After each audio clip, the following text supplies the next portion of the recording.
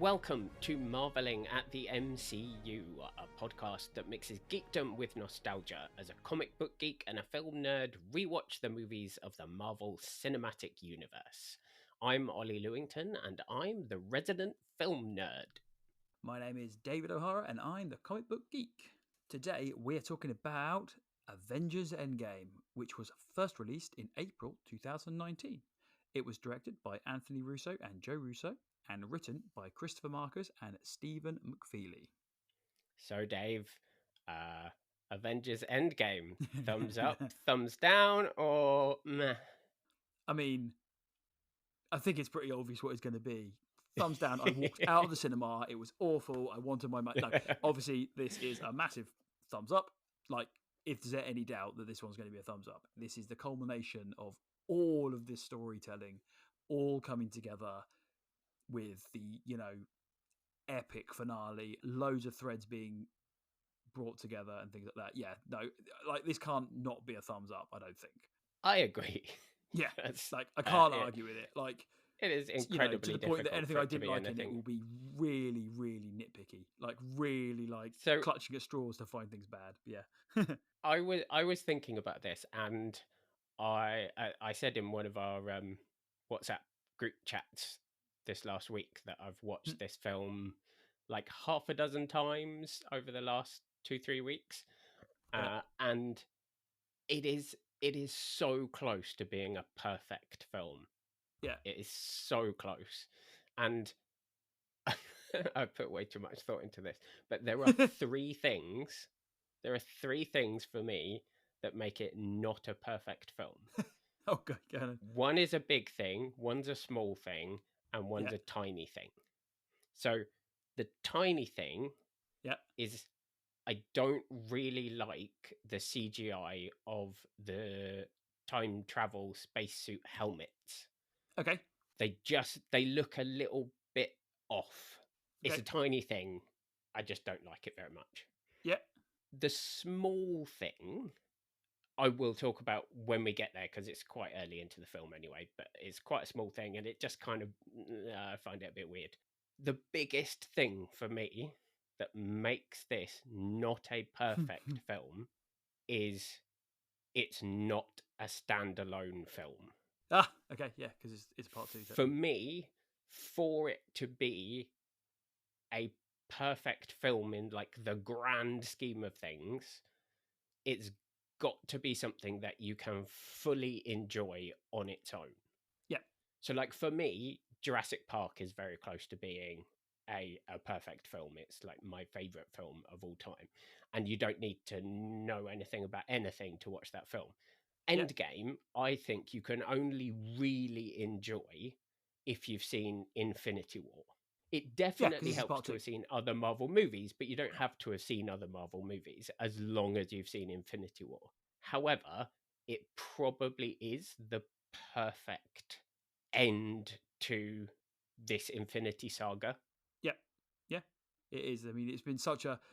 It's always the risk of one of these things that, they've spent so long building to this that for it to fizzle out in the final act would have been such a letdown. But they absolutely landed it. Like, they absolutely landed it. They did. Yeah.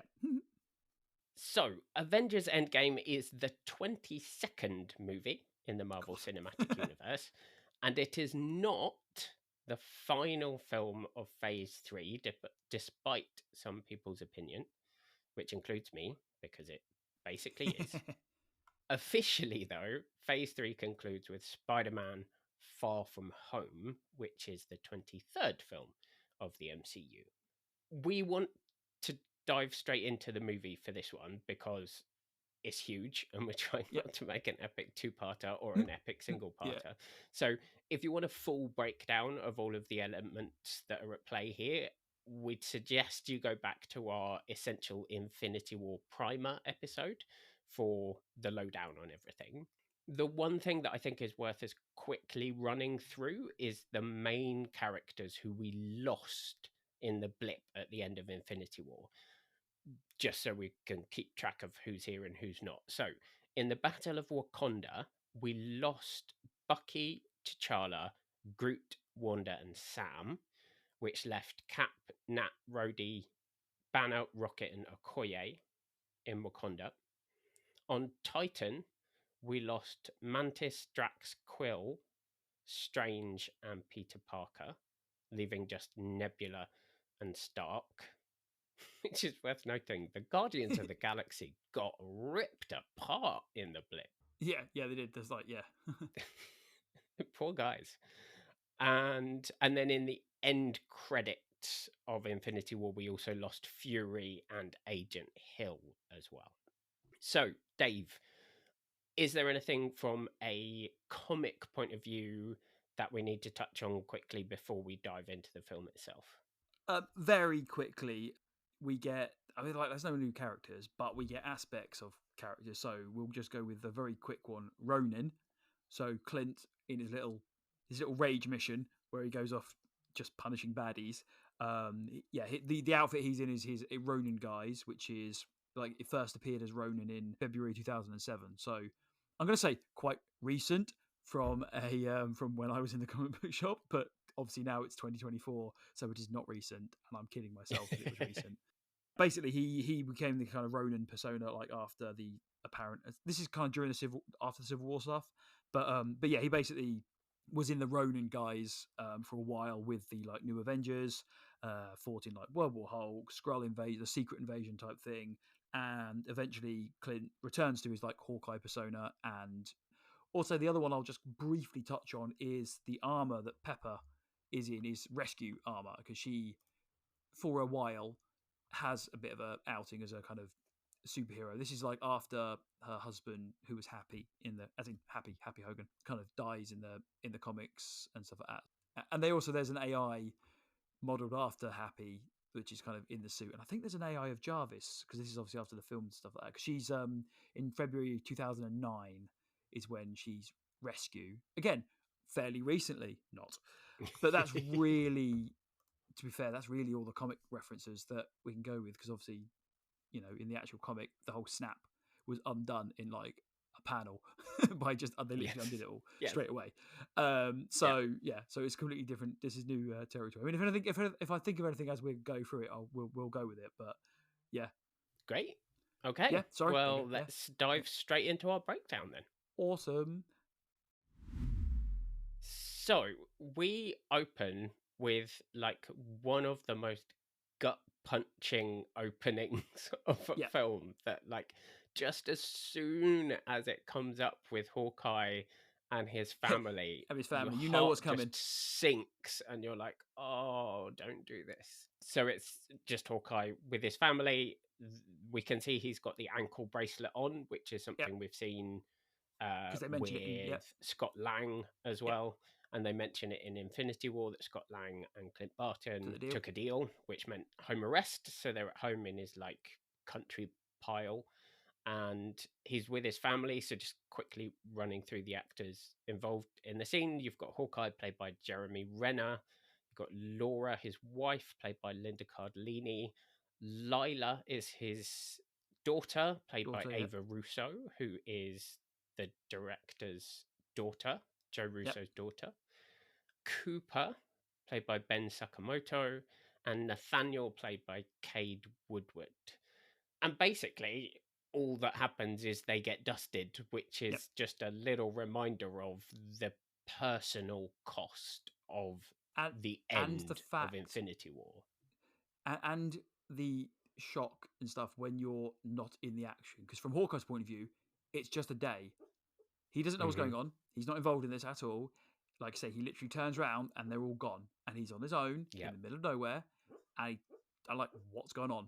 Yeah. And I mean, you know, you said about at the start, little things that irritate you about the film, and like really little. This is one of them with me. And it's literally when he's teaching his daughter archery. And it really bugs me because I did archery coaching, and her elbow is ridiculously high. I'm like, seriously, you do the stance, you do everything else. It's such a stupidly minor thing that really irritates me, because I'm like, you're a master archer. You make a comment, watch your elbow, but it's still really high, and it really bugs me, and it shouldn't bug me, but it does. And it's a very stupid thing, which I'm not going to dwell on, because again, this film is great, but it's just one of those little really minor things that really you're allowed me. For little things to bug you. Yeah. Is your dog barking in his sleep again? He's yelping in his sleep. Yes, he's snoring, and apologies if that comes through. I just hear it in the background, and I thought I should let our He's listeners know having that a you're good not dream. like He's obviously, I think he's you annoyed don't. about it as well. He's kind of calmed That down. scene then it takes us into the Marvel logo, Yes. and we then come out the other side in space, where Nebula, played by Karen Gillan, and Tony Stark, played by Robert Downey Jr., are kind of floating around. They've lost all power on the Yep. ship. We learn that it's been something like 22 days, I think, Yep. since the fight on Titan, and Tony is kind of recording a final message for Pepper, and we get kind of sold quite a nice dummy in that it looks like he's died, and Nebula kind of props him up in the pilot's seat of the ship. Yeah. The name of the ship has just eluded me. The Benatar. Benatar. And so it looks like he's dead, and then he sort of wakes up as some bright light hits him in the face. And it turns out the bright light is Captain Marvel, played by Brie Larson. She then flies the Benatar back to the Avengers compound, Yep. and delivers it back to Captain America, played by Chris Evans. Isn't it freshly shaven Captain America? Yes. He's Yes. just shaved his beard off, got rid of the beard. So he looks different. There's also Natasha Romanoff, played by Scarlett Johansson, Colonel James Rhodes, or Rhodey, played by Don Cheadle. There's Bruce Banner, played by Mark Ruffalo, and then there is Pepper Potts, or Pepper Stark Potts. Oh no, they hadn't got married yet, had they? Had they got married? Virginia Pepper Potts, yeah. Virginia Pepper Potts. Gwyneth Paltrow plays yes. her, whatever we want to call her. And it's a really lovely kind of reunion moment of everyone thinking that Tony was sort of lost in space, essentially. And the bit that I find most beautiful about this scene is just when Rocket sits next to Nebula on the steps of the Benatar and just kind of rests his hand on her, or his paw on her, and it's such a beautiful little moment. I mean, there's quite a few beautiful little moments in this kind of, even the bit like just when Nebula and him are playing their little game, and because she wins one, which she never wins, it's her little reactions like, I would like to try again, and it's really sweet kind of thing. It's really funny, Yes. Beautiful little moments. There's something very parental about it, isn't there? That you can sort of see that Tony loses on purpose. He's sort of giving the kid an opportunity to win and feel good about themselves, sort of thing. Yeah, because you get the emotional, in the reunion, I lost the kid, obviously referring to Peter. Yes. And, Cap's like, we all lost everyone. And again, it's quite hard. And you see Stark obviously looking proper, thin and drained and, Yes. And then he's all hooked up to a drip and and then he has his little, quite understandable, because he's a bit emotional and he's been through a thing, his rage about, saw this coming, suit of armor around the world. And he basically passed that. So, and a bit of PTSD, a bit of, well, he's been through a lot, hasn't he? And he burdens it all on and himself. He genuinely thinks that this wouldn't have happened had Ultron had he been able the to, way that they wanted. Had Ultron to worked, work. had that kind of happened, then it could have been differently. But yeah. Mm-hmm. And then this is the small thing that I struggle with in this film because I don't quite understand it. So they decide that they're going to try and find Thanos, or Captain Marvel says, I'm going to go kill Thanos. Yep.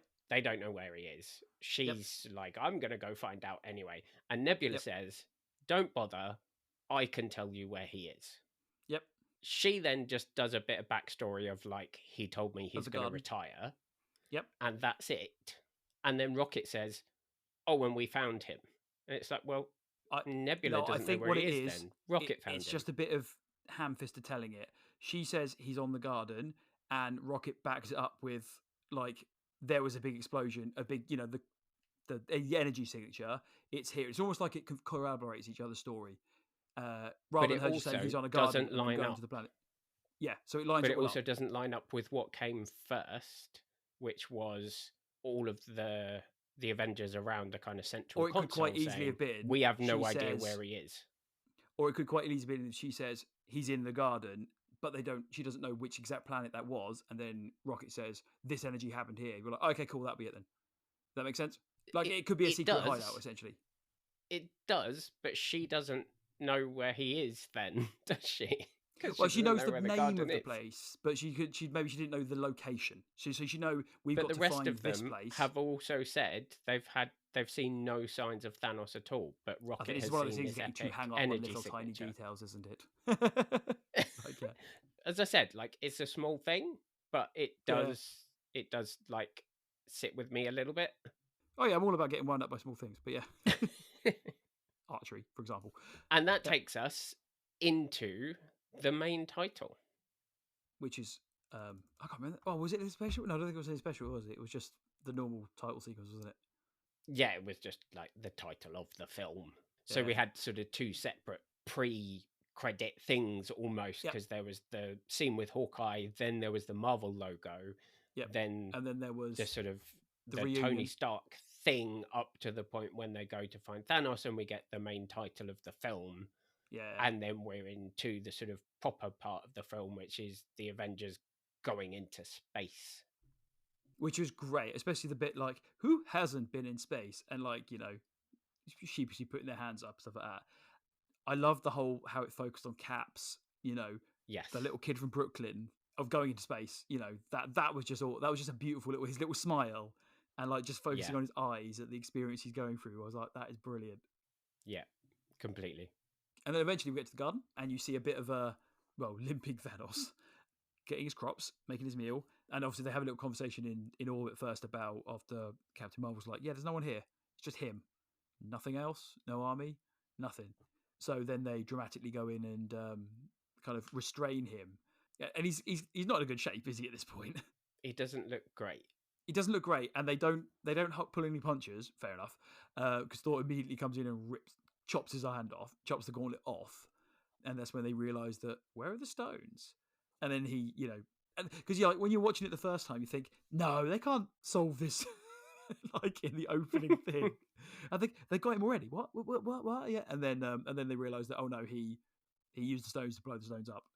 So yeah, which I think is something that you said isn't a feature in the comics. That you no, it's not a feature in the comics. The one thing you can't do with the gems is destroy the gems.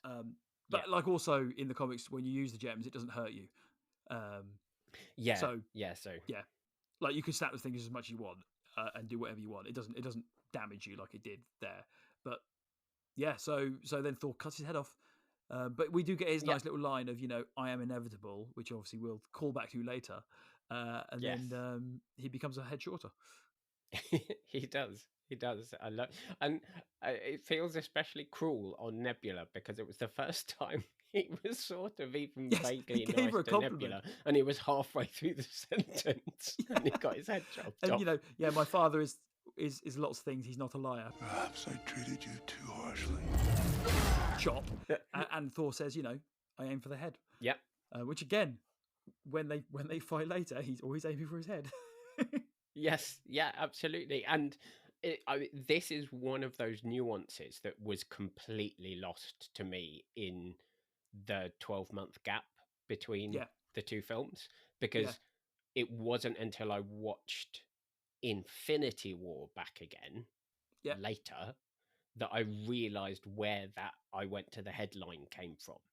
Okay. Because I couldn't remember him saying that before. So it didn't work especially well for me as a payoff at that point, but I do really like it. With Thor then kind of walking off and it fading away, you just see his cloak kind of billowing 5 years later. And it's just all quiet. Everything's kind of, you know, we're in New York. Everything looks a little bit run down. It looks quiet. Cap's running his self-help it definitely group. Doesn't look like Thanos's ideal. Yes, of this paradise. Like, you know, the universe if I destroy half the universe, there'll be paradise everywhere else. It's like, I don't everyone think be so. Grateful. No. Yeah, so Cap's running his self-help group for people who've lost people. We get the director cameo. So you get Joe Russo here. And, you know, you've got to move on. Yeah, so Joe Russo plays the guy who's talking about going on a date. Next, we pop to San Francisco. Again, one of these hilarious things, how the after credit scene in Ant-Man is really, really important. It is. And Ant-Man is a massively important film to the resolution of this film, which is Yeah, it's great. So we you get don't realize it at the time, at the but time. it is so significant that actually you kind of look at it and think, well, you've got Infinity War and you've got Endgame and you've got Captain Marvel, which is sort of really important because because it introduces her. she's Captain Marvel. She's a really big thing. Yeah. And then there's this like weird, random, funny one in between, and which like, is just as important I guess as the they others. had to slot it in somewhere. And it's like, no, actually, it's it's almost relevant. more important than Captain Marvel. Yeah, absolutely. But we a rat basically runs over the time van, or the quantum realm van, and Scott Lang appears, played by Paul Rudd still, who hasn't aged, from the quantum realm. It's because he's been in the quantum realm. Because he's been quantum realm. Yeah, it's only been 5 hours. So then he kind of does that whole like waking up in the zombie apocalypse thing, where he's wandering the streets. He's like, "What happened here?" type thing. Sees the field of grave markers essentially, or memorial. Sorry, the memorial stones or whatever. Yeah, the memorial. Finds out what happened, and you get exactly that fear that you can imagine waking up in that situation of like, please don't let me find my loved one's name on this memorial, on this plinth. Yeah, and I mean, like, so just we get that both little moment. So we get good. both moments of it. Like you say, we got the Hawkeye point of view where he's during it while it happens, and then as you say, you get the guy who's just woken up from the coma, him being into this world and going into it and also experiencing it. And like you say, looking at the names and like can't find mine. Yeah, but then seeing his name, but doesn't see Cassie's name. Yeah, and then goes to his old house and finds Cassie, played by Emma Furman. Am I saying that right? Yeah. Yeah, hopefully. But he makes the comment of you got so big, which is true. yes, it is, and apparently that was an improvised line. Oh, is it? But I love Paul Rudd's performance here, because up to now he has just been comedy. In the MCU, like, he's had some dramatic stuff to do, but not really to play. And the look on his face when he's hugging Cassie, you can see he cannot process what's going on. Like, he can't process all of the different things of like what he's seeing, what he's seeing, what he's hearing, what he's feeling. All of this stuff is so mixed up, he can't process it.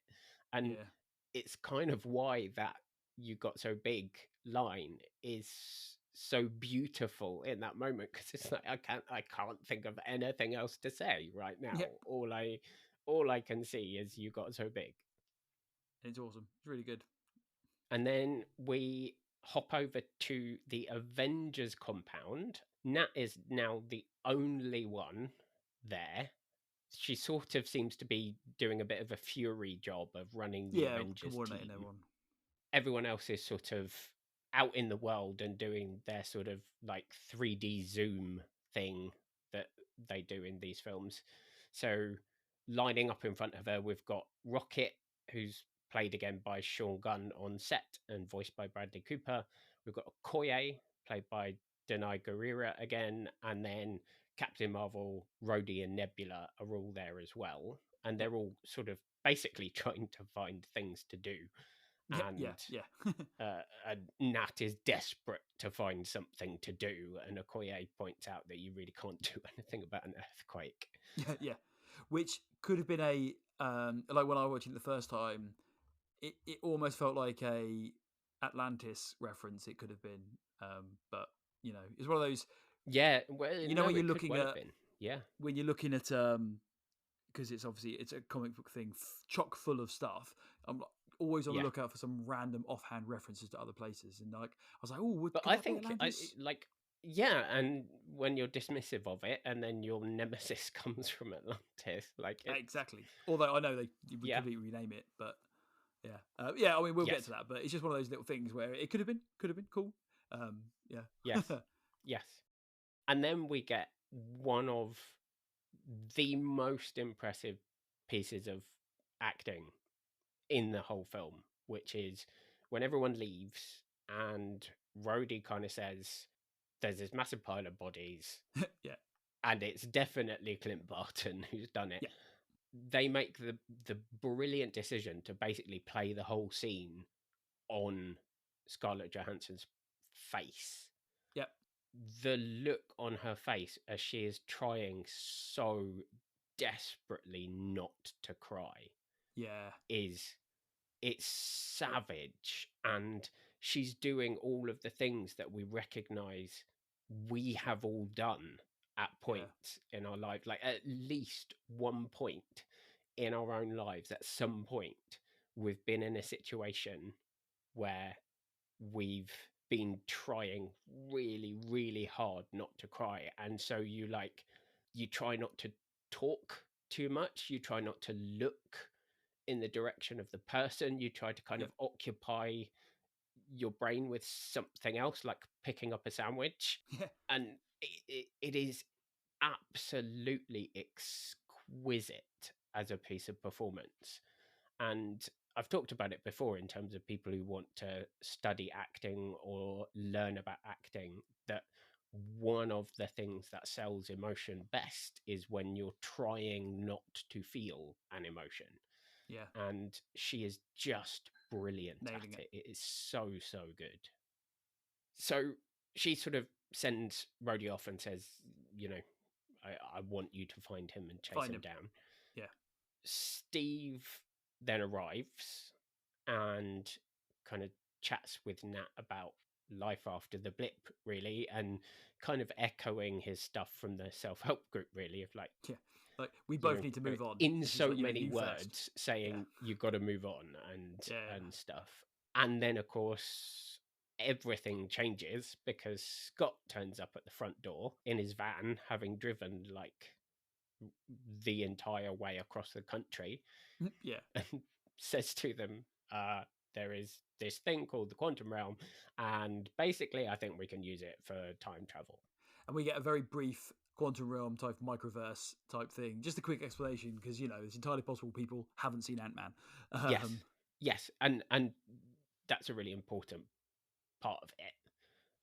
Because a quick info dump. If you haven't seen just to... either of the Ant-Man films, you do need to understand that little bit, and also to understand that Scott knows what he's talking about. That yes, they need bigger brains because Scott doesn't know how to do it, but he understands it enough to know that it's possible. Yeah, he understands it enough to know that there's a possibility. He just can't. Yeah, exactly.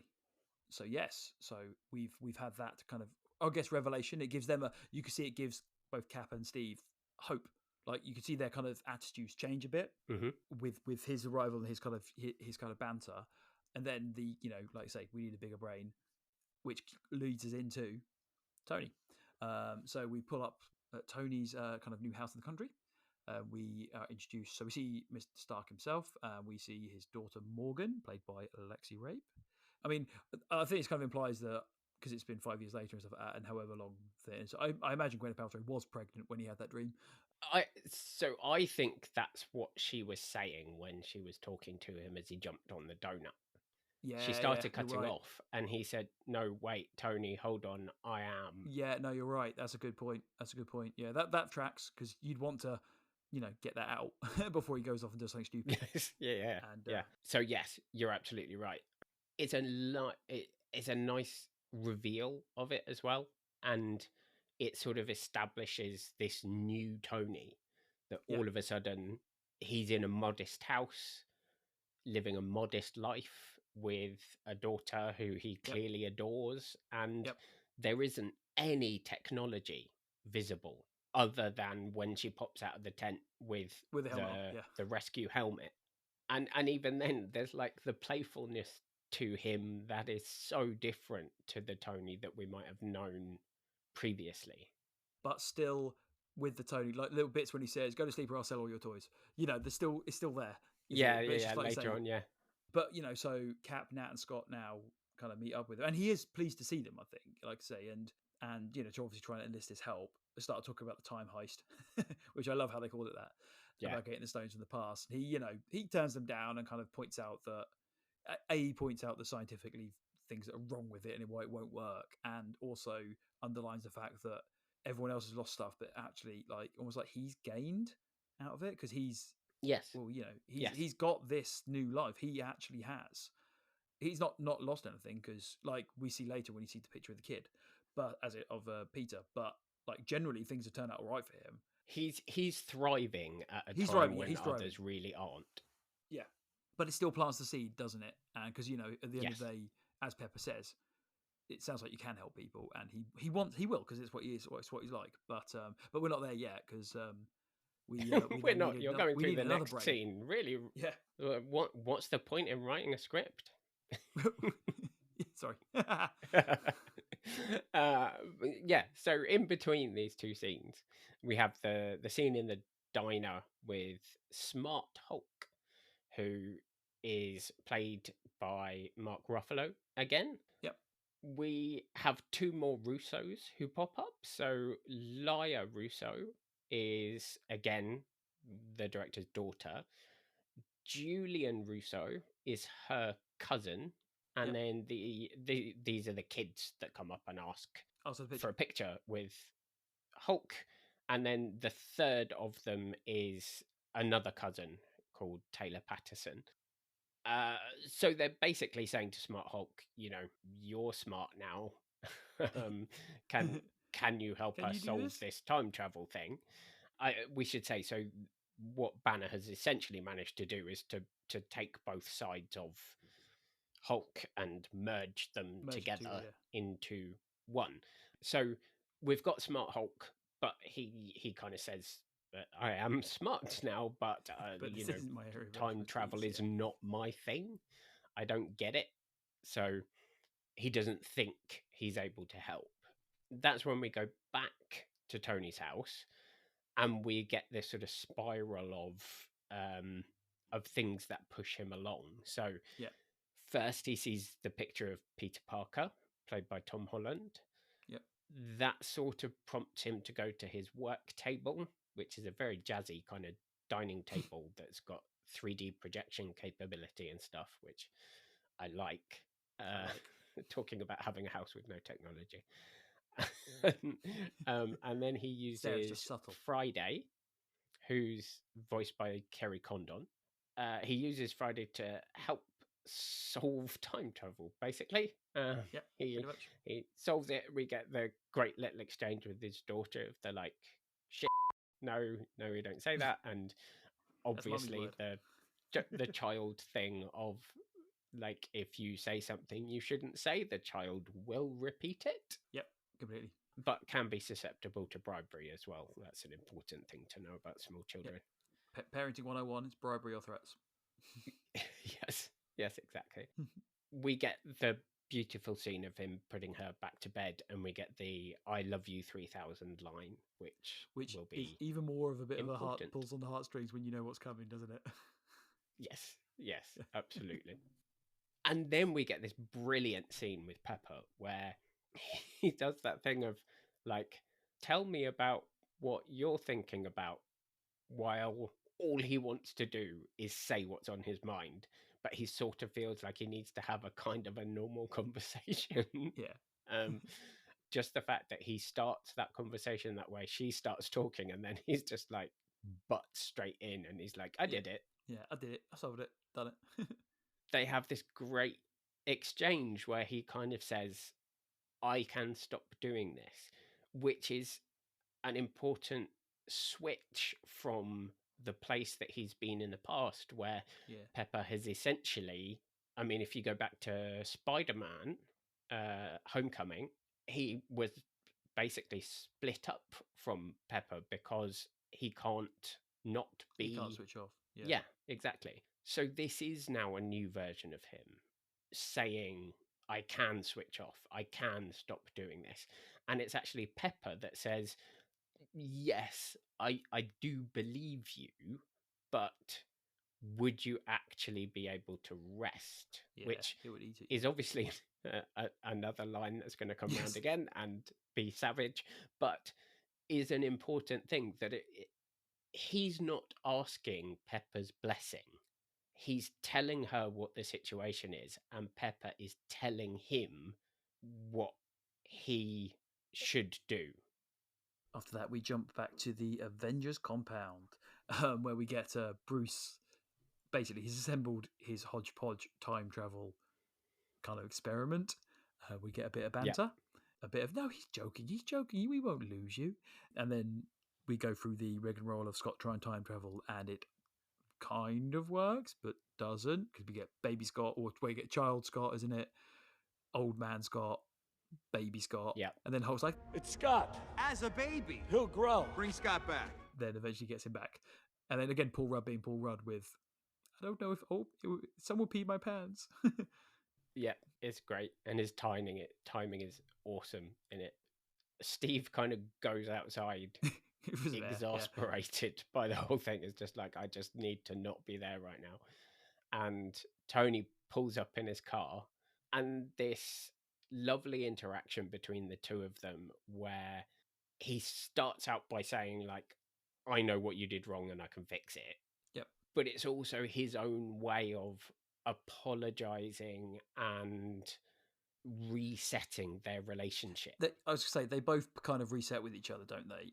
Yeah. And it's really, really subtly done, but really nicely done, you know, and it ends with them kind of, yeah, he gets the shield back.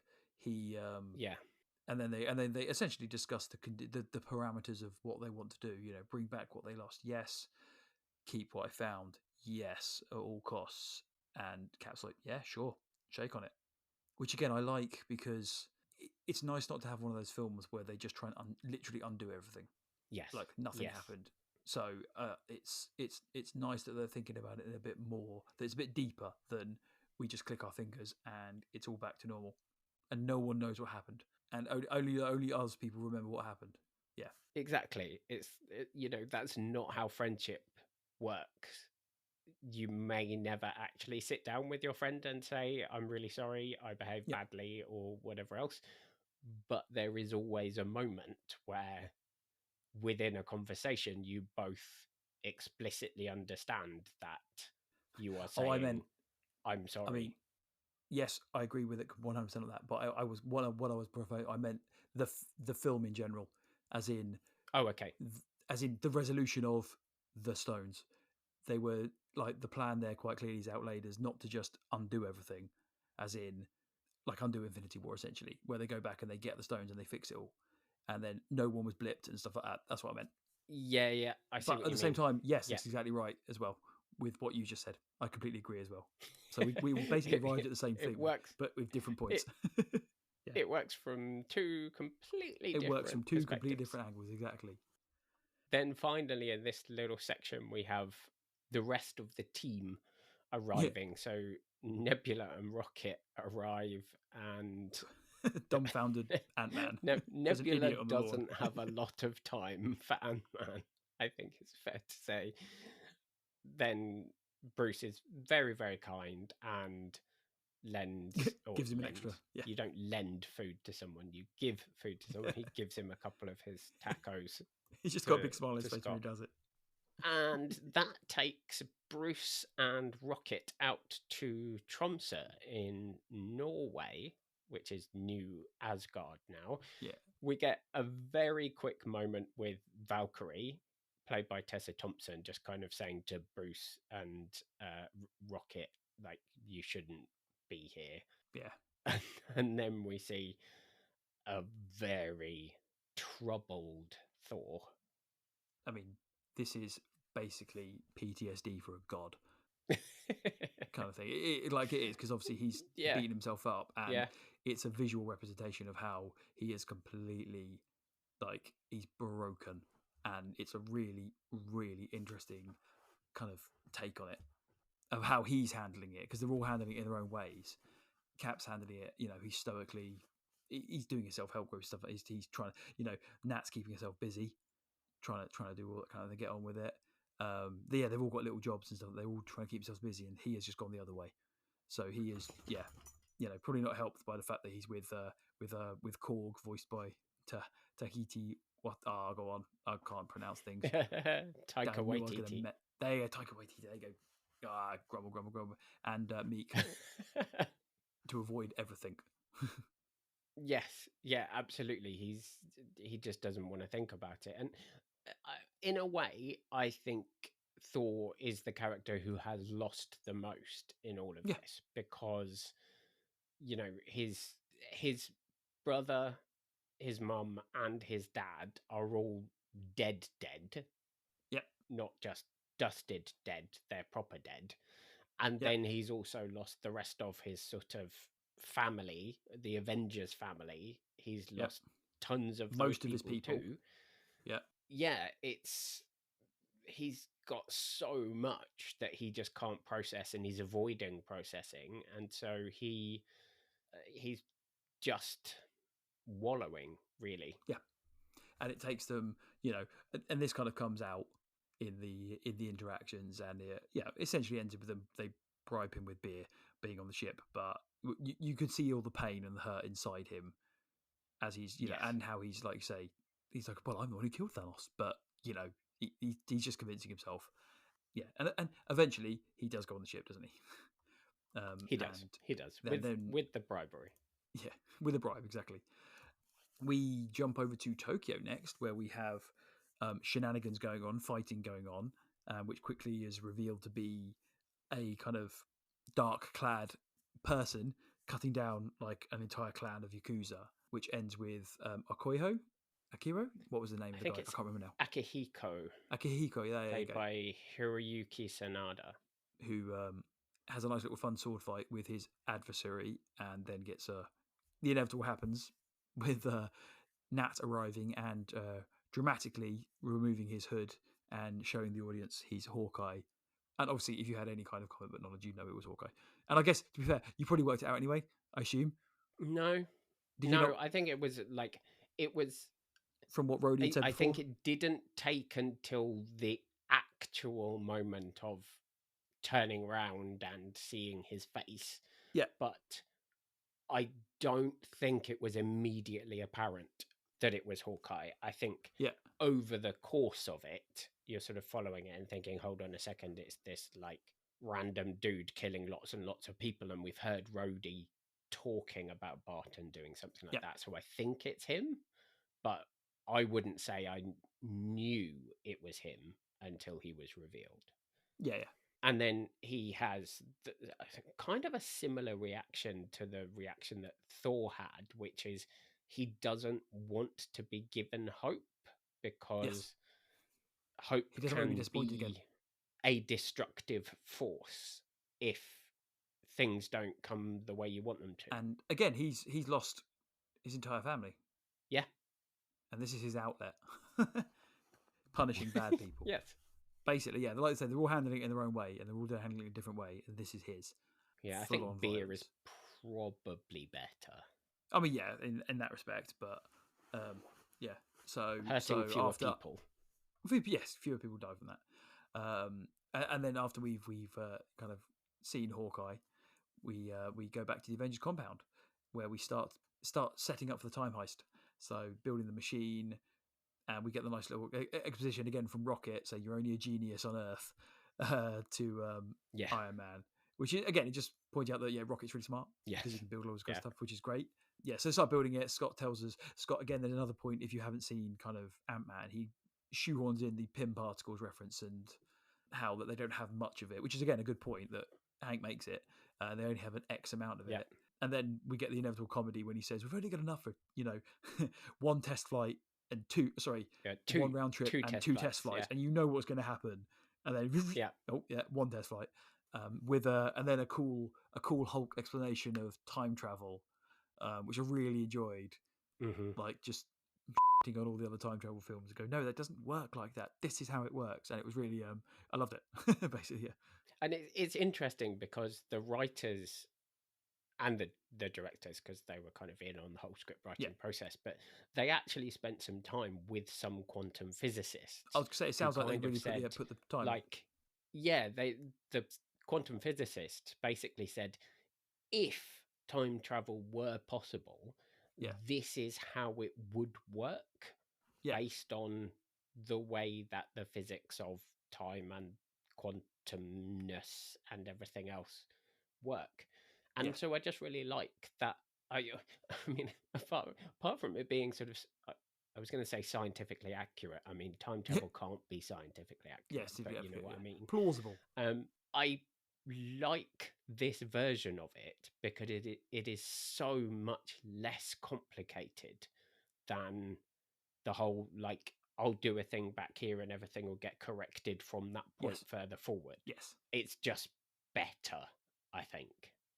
And then Scott is clearly not entirely sure about testing it, because it looks like he's about to test it, and then Clint basically turns around and goes, "I'll do it," because I'll do it. Like, from his perspective, like, it, why not? Yeah, exactly.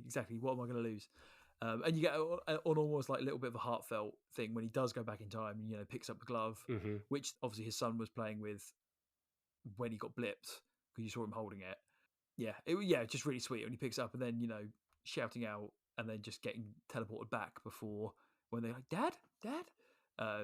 Really, really kind of sweet little moment, and giving him more hope because you know he got to briefly see, you know, his family again, and motivation, should we say? Yeah, he gets the belief that it can work. That it is plausible. We don't have to carry this deeply cynical and angry version of Clint all the way through the film. It makes it more logical that he softens up as we go. Yeah, because he can see it works. So yeah, and then after that we move into the, you know, Infinity Stones roundtable briefing session, where they just basically brainstorm where all the stones are, which is also like a nice little recap of where the story of the stones and stuff like that. Yes, yeah, absolutely. So we rattle through the ether. Being in jail. So I guess we should say that the thing is, for this is, they're trying to identify places where they know that the stones are for certain, because it was a time that they were there at the same time. So the ether is in Jane at a certain point in time on Asgard. So they know where it is. They can pick that up. We've got the Power Stone on Morag, which is where Quill first stole it in the first Guardians movie. We've got the Soul Stone, we know is on Vormir. We don't know anything else about it. So we know that it's where Gamora died. But But Nebula doesn't know how she died. Yeah, I was going to say, they don't know the conditions of it. Yeah, they just know that Thanos went there and came back without her. They don't know any other details. No one knows any details about it. So, you know, they don't know what's coming. We, as the audience, are sitting there thinking, I don't want to know who has to go get that one. Please, please don't go. And then they work out that the Mind Stone, the Time Stone, and the Space Stone, that's harder to say than it should be, are all in New York in 2012. I mean, the Time Stone is a bit of a push because technically it's not in the New York Sanctum, it's in the bit in the middle. But from their point of view, Doctor Strange has it, and Doctor Strange is in the New York Sanctum. Yes, so there is a little bit of a fudge there, isn't there? There's a bit of a fudge, yeah. But like from the character's point of view, is the one who chose to wear the Eye of Agamotto at all times. Yes, and he was in New York. So we have never seen wearing it. Yeah, but I meant it's more the point that, like I say, from their point of view, they knew that he was in New York with it, so it stands to reason that that's where it must have been. Whereas it just happened to be coincidence that it was there. But you know, obviously a bit of a film fudge, but it still works, and it leads on to a great scene. It does, and then it does. Cap gets his great speech. We get the dramatic slow-mo move to the time thing. Yeah, with a speech by Cap and Rocket's little. He's quite good at that. And then again, foreshadowing heartbreak, where Black Widow, really happy, smiles to everyone, see you in a minute, and that's not when you're going to ever see her again. Yes. And it's a bit like, when you know it's coming, you're like, because when she says goodbye to Cap, basically, see you in a minute, and you're like, that's last time he's going to see her alive, and it's really, really sad. Yeah, it's really sad. It's really sad. There are so many really sad moments when you because like I say again, back. Yeah, it's just when you see it coming, or when you didn't know it was coming, but now when you look at it back again, But you Yep. know, at this point, we don't know. They time travel back. We get to New York first in 2012.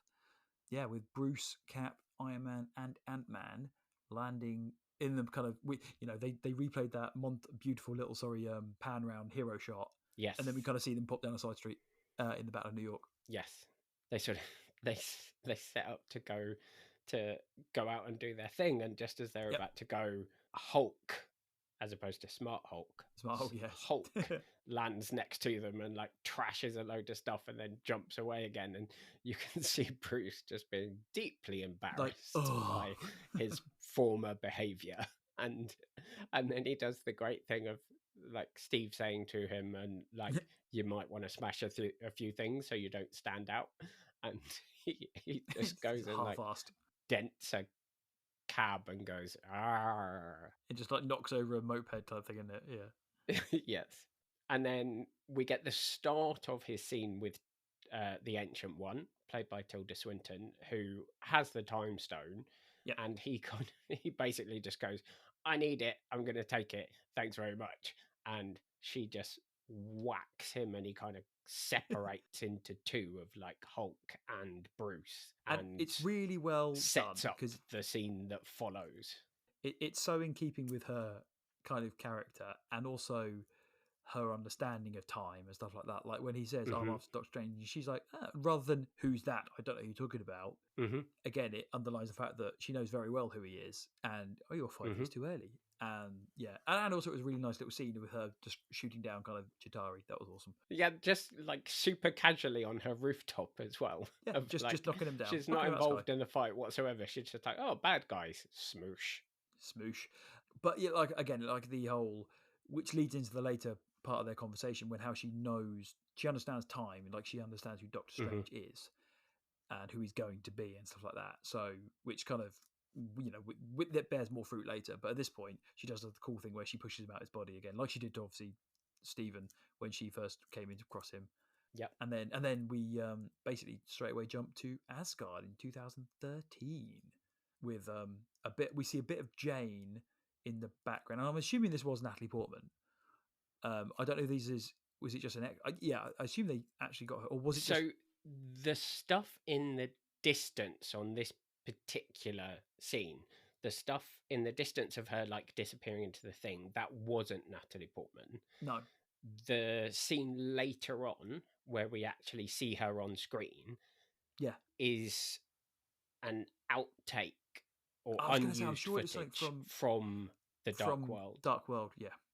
There was basically a scene that was supposed to be in Dark World that included those shots, and it wasn't. They didn't use it, so they used that footage and then just stuck Rocket into the background. I'll say, of all of them, again, Rocket's an easy one to just dump in it, isn't it? So he's quite small and he is CGI, so that's great. But Thor basically has a breakdown. Yes. Because he realizes that it's the same day that his mum's gonna die. Yeah.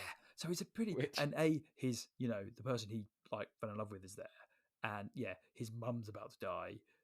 So because Frigga, played by Rene Russo, is literally like walking past kind of thing. So he proper has a panic attack and just runs away, which is again entirely understandable. He's going through a lot right now, and he's not in the right mental state, is he? Then we get to the bit that we talked about way back when we looked at the first Guardians of the Galaxy movie. So we're on Morag in 2014, and Nat and Clint drop Nebula and Rhodey off. So we discover that it's Nat and Clint who are going to Vormir, which is bad, exactly. And also again the final kind of see you later from those two with Ronan. Sorry, not Ronan. With Rhodey. Yes.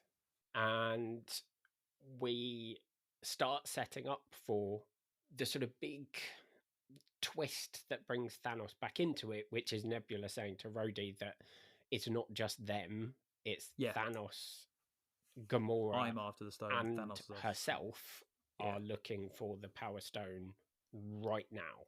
Yeah, which adds a bit more tension into it, because at the moment, like I say, the time heist is just yeah, they're all kind of isolated doing their own little missions. But yeah, she's highlighting the bigger threat of, well, yeah, Thanos still a big threat.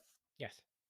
That then takes us to the the past version of Gamora and Nebula, who are being their sibling rivals that they are, of Gamora saving Nebula and Nebula getting angry about it. And then we get a little thing that connects us with the original Guardians film of, you know, Thanos saying he's going to send them to Ronan Yeah, to find because the he's Power found Stone. a stone and he wants them to be with him. And we've seen all of this in Guardians, and it's just a little connector. And then Nebula kind of completely malfunctions, and we start seeing what the future Nebula is seeing. He's seeing, yeah. This whole Nebula stuff is going to get really complicated, so we will do our best to make sure that we are distinguishing them as Yeah, much future as and past. possible.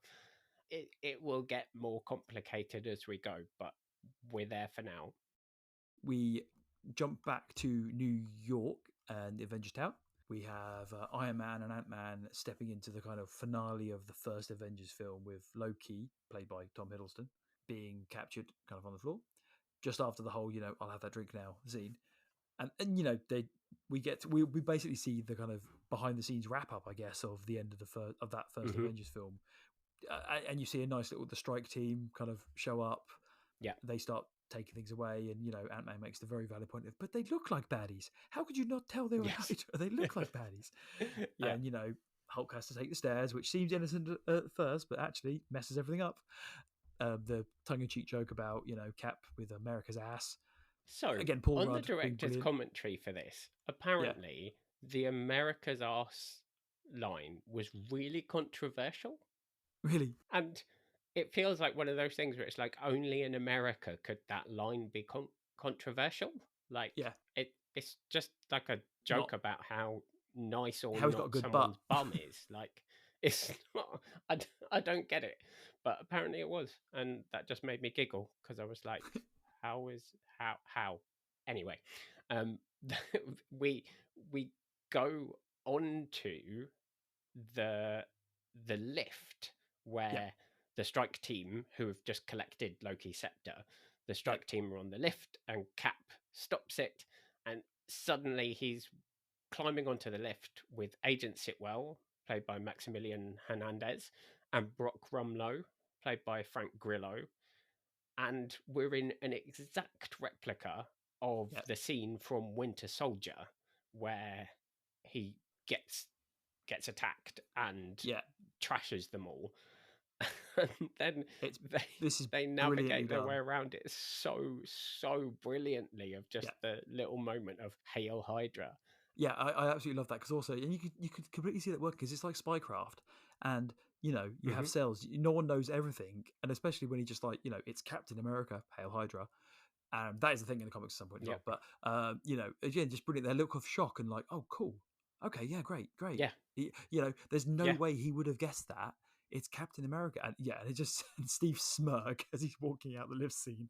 Absolutely fantastic. Yeah, just toddling off with the scepter. It's absolutely brilliant.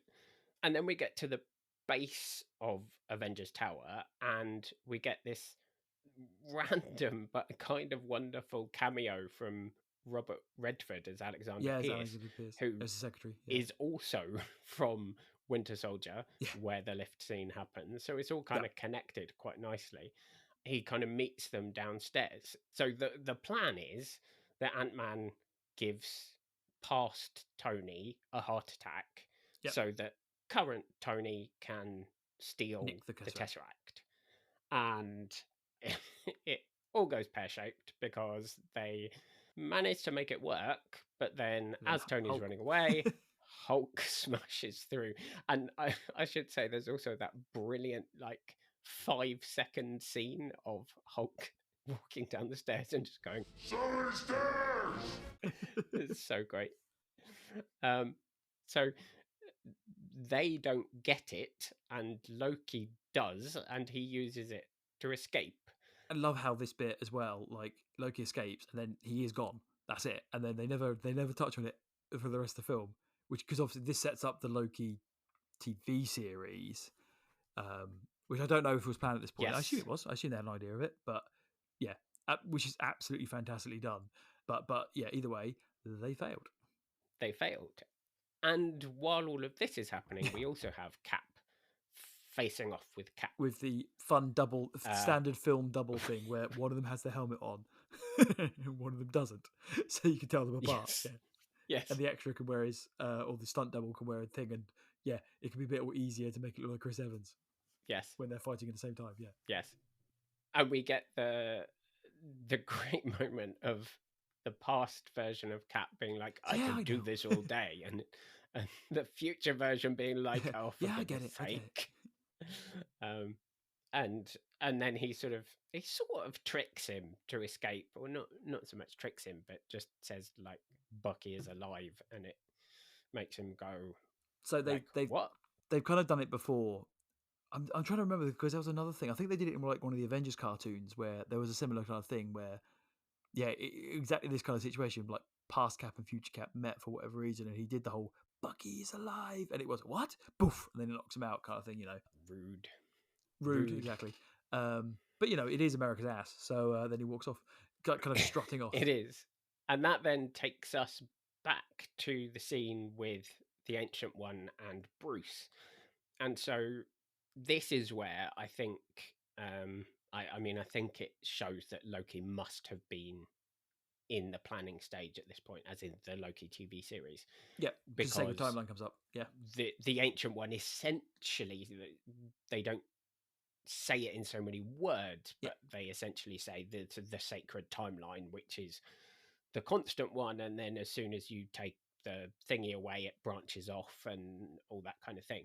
And so it gives us an explanation of kind of what's important for why she might want to just not immediately give up the time stone. And it's really nice because it's got a nice change of pace because all the other ones are a bit heisty and a bit actiony, whereas this is basically a debate, and it's really like nicely done. But when like after it, and she, he's trying to convince her with the science and stuff like that, and it's only when he says, "But why did Strange just give it away?" And she's like, "Whoa, what?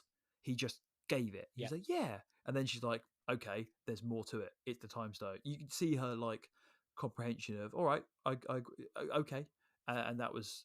Yeah, a really nice resolution, and obviously Bruce saying how they'll get around the time travel problem by putting them back as soon as they've taken them away, essentially. So keeps everything moving. Yeah, and obviously sets up the important part of that. The important part of the resolution at the end. Yes, the wrap up at the end. Yes.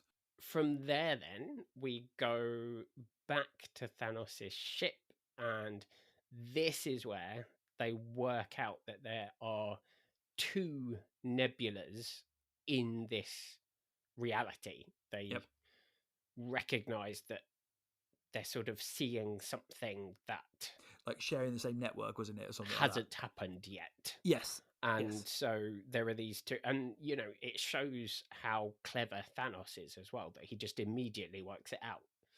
And everyone else is kind of like, what? I'm not sure I understand. And it's like, no, he just gets it straight away and says, okay, well, then we need to go to Morag because that's where the other one is. So let's go and get them.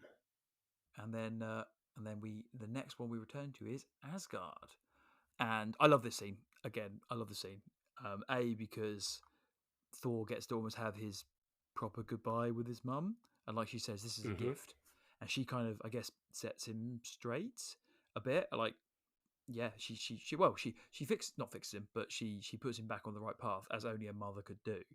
And also just that brilliant little line when he's trying to talk his way out of it. She's like, I was raised by witches, boy. I see with more than just eyes. Kind of thing. It just, love it. And especially when he's trying to tell her about what's going to happen later. And she's like, no, not your problem. Or I can't remember how she says it now. But essentially she's like, almost like, again, it also kind of gives the hints that she may even know it's coming because she was raised by witches. So she's aware of these things. Yeah. And then followed quickly by Rocket having quickly jabbed Natalie Portman with the little stick, the little extracto machine. Yeah. And then we get Rocket legging it through the palace or Durham Cathedral, as it Yeah. is, legging it through Durham Cathedral, and kind of catching back up to Thor just as he's reaching that point with his mum, as you say, where he's kind of She builds him back up he's again. trying to tell her what's about to happen, Yeah. and she's like, I don't need to know. And like, you know, I also really love her line, the measure of a person is how well they succeed at being who they are. yeah, like I say, it helps build Thor back up again a bit, helps rebuild him a little bit, and then also when he's like just about to go, he's like, no, wait, and he just, you know, holds his hand out. Yes. Rocket's like, what's going on? And she's like, it takes a second sometimes. And then as Yeah. Mjolnir Yeah. comes into his hand, and his smile of I'm still worthy is really lovely, and then they bugger off. But that's a really, again, you can see he's like, but it is yeah. also like in the audience you get the same smile of like just that excitement of like, yeah, he's got Mjolnir back. And then we're back on Morag now. And as we were saying, this is like what we said about from the start of Guardians, where, you know, so he's an idiot as we're doing because you hear we hear it from his point of view, don't we, with the Guardian soundtrack, and it's perfect, and then you see it from, like you say, from someone watching someone dance with headphones on and singing without hearing any of the music and it being really badly. So yeah, they just knock out Quill, played by Chris Patterson, and and then go into the temple of the Power Stone. We get a bit of a banter from Rhodey about, this is like, there's clearly going to be a booby trap here. Have you not seen anything? And she just walks in. He's like, right, fine, whatever. Yeah, she gets the stone. We're like, great, we've done it. Let's go. And as soon as he disappears, she freezes and collapses. But Rhodey's gone. So from his point of view, it worked. It's fine. Yes. And then Thanos is watching her memories through past Nebula, sees that he succeeds, he gets all stone, and future Nebula tries to warn the team. This is obviously also where we see, in the memories, we see Thanos get decapitated. Yes, and yes. Gamora's kind of like, oh my god, that's awful. And the look of shock on their face. Thanos is like, it means I did it. It means it worked, yeah. You know, which is great. I love it. And New York next, isn't it? It is. So yeah, obviously Cap and Tony have failed essentially, or they've got the scepter, but they realise that they didn't get the Tesseract, so they work out. Yeah, so it's Tony and Scott who have failed. Sorry, yeah, Cap Tony and Scott succeeded failed. Cap in his got mission, and yes. Tony and Scott have failed. But they work out. They have a little. Yeah, basically they work out that there is another place they can find the Tesseract and get more pin particles. Because again, the thing point came out from Scott like, we don't have any more pin particles. And like, here we go. And they just send Scott home with the scepter. Yes, I like that. Just like, off you go. Just not listening to him at all. And then again, we get this kind of rebuilt friendship of, you trust me? Yeah, I do. And then they they slide off to New Jersey in 1970. At Camp Lehigh that we've seen, or Lehigh. I don't think we ever worked out how you say that properly. Yeah, exactly. But we get the final Stan Lee cameo. Very sad. Stan Lee. Enough said. Enough said. And so Enough said is like a sign off that he used to use. Yes. From his introduction to the comics. Is that right?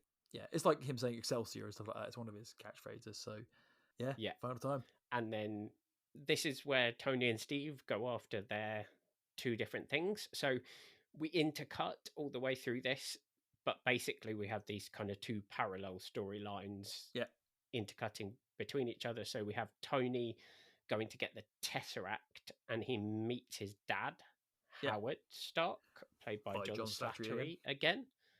And they get, basically Tony kind of gets some closure with his dad, who he sort of always wanted to impress but was never able to live up to, and all of the stuff that we've seen him working his way through in the Iron Man films, and he finally gets a little bit of closure, and he also gets to give his dad parenting advice, because so at it this kind of point, goes full circle. Tony is older than Howard is. Yes. At this point in time, and like so I say, with a 5-year-old, something really, and then at the same time as that's happening, we have Steve distracting Hank Pym a very awfully played by Michael CGI'd. Douglas, in the worst Which I know you hated piece this one. of de-aging in the MCU. Full stop. I I will mean, say like, that seriously, he looks more like Kurt Russell than Michael Yeah. Douglas. which is again, especially as they've already de-aged Michael Douglas brilliantly in like the first Yes. Ant-Man film and stuff like that. And I don't know why it just looks like they phoned that one in. I mean, I do love the fact that he's still a dick. Yes. Yes. Like you can tell. I love how they stay true to that he's still a proper douchebag when interacting with people. Great, yeah. And there's obviously also the little thing that even I noticed of the like original Ant-Man helmet thing Yeah, oh yes, that's on yes. Hank's desk. I mean, even Like, if you didn't know you'd have to be comics, pretty stupid not to pick it up. So yeah, like even if you didn't know comics, when you see something that obviously placed, yes, you must think yes. it's an Easter egg, it's a reference. But yes, that's the original Ant-Man helmet. Yeah, That sequence is rounded off with Steve kind of ducking into an office to hide out because people are looking for him, and it's Peggy's office, and she's sort of the other side in a different room, but through glass, so he yeah. can see her. And we get, I don't know how you felt about it, but for me, I was watching and thinking, like, I kind of want him to go into the room. Like, I kind of want him to go and talk to her. And No, obviously, we I'm know glad what's he did because he going to couldn't. happen. But Yeah, but he like because it would have ruined, and you could see him the chains of duty, and he knows the mission, and it's Mhm. Cat, and he's like that, Yeah, and he yeah. will self-sacrifice. But I think it also is what possibly loads his head with the idea later for the for the end of the film and stuff like that he now Yes, can. yeah. I I mean, think that's what it it is. absolutely is.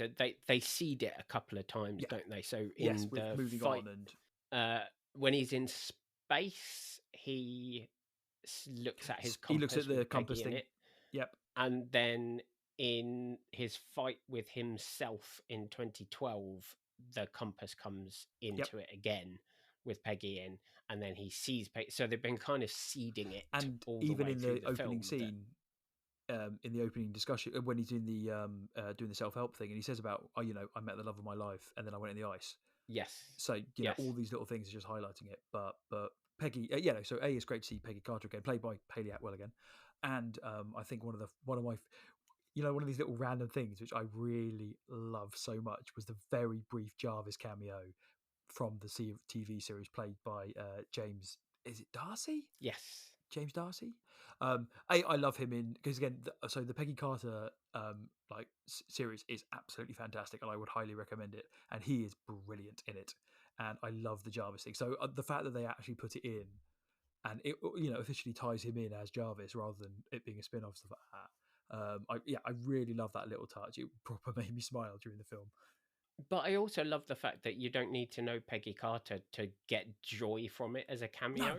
No, exactly. Like, And also, it's even the slightly fact that surprising that an actor like James Darcy is doing a tiny little cameo like this. Yeah. Obviously. But the fact he says Jarvis, if exactly, and you're like, oh, I see. Oh, that's where Tony got the name from. Yeah, so it all completely links and it all tracks, Yes. doesn't it? You didn't need to see it, but it perfectly, it works perfectly. So I'm really glad they did it. And then, so they are successful. And the next pass we go is, so we go to Thanos' ship next, don't we? And we have past Nebula beating up Future Nebula, and Future Nebula trying to get Gamora's help. Yeah, past Nebula takes Future Nebula's time bracelet and her like gold head thingy bit because she looks again really clever because it's a nice little way to differentiate the two of them. Yes. Yes, really, it can easily pass as a simple upgrade that Nebula has done to herself in the 5 years between films, but it also then works absolutely perfectly as a disguise. Yes, and for us, the audience, as a visual aid that we know who's who. So yeah, great. And after this, we go to Vormir. We go to Vormir next, which is the don't want to go to Vormir. We don't want to go here, but we know we have to. And obviously, we've all seen the previous film, so we know the bargain that has to happen. And especially the fact that they've sent the two best mates with each other, you kind of know what's coming. And yeah, Yeah, it's very sad. We And we get Red Skull played by Ross Marquand again, who gives them the ultimatum. yep. And in a way, part of me thought it was a bit sad that they didn't have Cap there. Although I guess, well, we'll be on to that later in the finale. But yeah, they get the ultimatum and then they fight over it, and it's really like they're both trying to sacrifice for each other, and yeah, and it ends with It's Nat dying. so emotional, isn't it? And what they do is so fantastic in imbuing both of the characters with. We've talked about this so often, but Hmm. with reasonable logic Yep. as to why they think they should be the one that sacrifices themselves. Because Yep. for Nat, she is like, I side with Nat in that she's the most like Clint, if they win, gets He's his got family. family back, Yeah. and that is really worth something. And so it makes sense to me that Nat is the one who sacrifices herself. Yeah. But Completely. there is such a deep logic that exists in Clint saying, I have done horrible, horrible things in my life in the Yes, last especially my 5 last 5 years. years. I don't deserve to get back the things that I have lost Yeah. because of the things that I have done. And I disagree with his logic, but you also can't really fault it. It makes Yeah. It's like sense for him and his character. he's got red in his ledger, and Yes. yes, and also like I guess the bit like before this bit where we see them flying, and you know after when they dropped off Rhodey, I just harking back a bit to an earlier scene where they're both flying in the Yes. ship, and the smiles on their face of hey, you know, this bit in Yes. Budapest, and then, which actually makes it also harder because you know what's coming, or you've had the idea what's Yes. coming, but the fact that they're having this great last adventure together, yeah, Yeah. but still, it doesn't take away the hurt. And the way they construct this scene is so beautifully done as well, that it chops and changes so often over the course of the little fight between them that you're 100% convinced it's going to be Nat that goes off the edge. And Yep. then you're 100% convinced that Clint has beaten her and Yep, and he's he's going to get going. away. And then you're 100% convinced that Nat has got hit. And like 3 or 4 times, it swings completely the opposite direction. And I love the very tiny detail right at the very end where Nat makes him drop her by Yeah. kicking off the wall. Yeah. Because if he had dropped her, it would have stayed with him as like, I killed my best friend. But yeah, she takes that As away from him. opposed to she was responsible for doing it to herself. And that is such a big thing. And I just love this scene. It is so good and so heartbreaking and beautiful to watch. I think they both do an incredible job, particularly on that kind of final moment hanging over the edge together. It's so, so good. Absolutely. And especially like when we get to the kind of, I guess it's the very next scene, isn't it? Pretty much when they all arrive back and everyone's like, Mm-hmm. you know, It is happy and literally overjoyed. the very next scene. And, which is good from an audience point of view because I think they would have taken something away from it if we'd had, because the emotions is quite raw for us watching it at this point. And to have then had to say do one of the other scenes which has a bit of humour in it or something like that, it may have Mm-hmm. lessened the impact of when we get back and they're all like, "Oh, we're happy," and then you just look around and like, "Where's Nat?" And like just Mm-hmm. in Clint's face, it just says it all. Yeah, it really And hits hard. it's something going back to the incredible VFX work in this film and in other films of the CGI characters, Yeah, that a huge amount of the emotional impact for this scene when they all arrive back in the Avengers compound in 2023 in the following scene, yeah, so much of the emotional impact comes from Bruce as Smart Hulk yeah, yeah, because he's lost reacting Nat. to what he's seeing. And to get that emotional weight from a fully CG character is incredible. And it's also a tribute to Mark Ruffalo's performance as well, because obviously so much of it is based on his performance. but it is a really great combination of visual effects work with performance that really makes it sing. I mean, and then we get a bit of I guess an explanation. One of those things where they kind of have to explain it just for the film going people who go, well, why can't they just undo it with the stones? So we Yeah, get like the little exactly. kind of, I guess, Yeah. memorial, and then them explaining that no, you can't undo this. This is the bargain. This is the point of it. You can't, you can't snap this away. It's closing the And plot hole, isn't yeah, it? exactly. They're outright saying no, you can't just do that. Just end it now. And then they kind of completely underline it by saying, well, that's what the floaty dude said with the thing. Go ask him if you've got a problem with it. And yeah, so that's like I say, it was good. And again, they reference it later because Bruce does say that I did try to bring him back and he just wouldn't let me do it. Mm-hmm. So yeah, we get I mean, after that kind of like fairly emotional scene, we get them making the Iron Man Infinity Gauntlet with all the smarties, all the smart guys, kind of linking them all together, and then Rocket going boo, still being Rocket, which is really cool. And then they're more obviously discussing, first of all, the whole family thought, well, why are we standing around? Let's just crack on. Let's just get on with it. And say, well, who's going to do it? Because of what he did to Thanos. Thor obviously steps up to the plate, but they're like, yeah, you're not in condition to do this. And they've been, I mean, physically also, but like emotionally, I wouldn't trust him like at all, Yes. because Yeah. he's not all there, which is why it's a really like logical that they don't go with him. And another reason why I'm glad they Yes. kept the whole kind of Lebowski thing, which Iron Man makes a pop culture reference to earlier in it. And yeah, and then Bruce like says, yeah, But you're right. It's as much about psychological wellness as it is physical. yes, physical, Because, yes, like, to my mind, Thor, even an out of shape Thor, is still stronger than physically, yes, Hulk when it comes to this kind of thing. And so I think it is really important to recognize that it's more that he is emotionally unstable and you yep. can't trust what he's going to end up wishing for when he snaps Especially his if it's a fingers. one-off. Yeah, you don't want to. Yeah, that's so. Yeah, and then, but then with Hulk as a smart Hulk as well, because again, it would, because if it was just Hulk, then again you couldn't trust him to do it properly. But when Mm-hmm. if he was in Bruce mode, he wouldn't survive it. So the fact that Smart Hulk is the thing is again kind of almost like they planned it.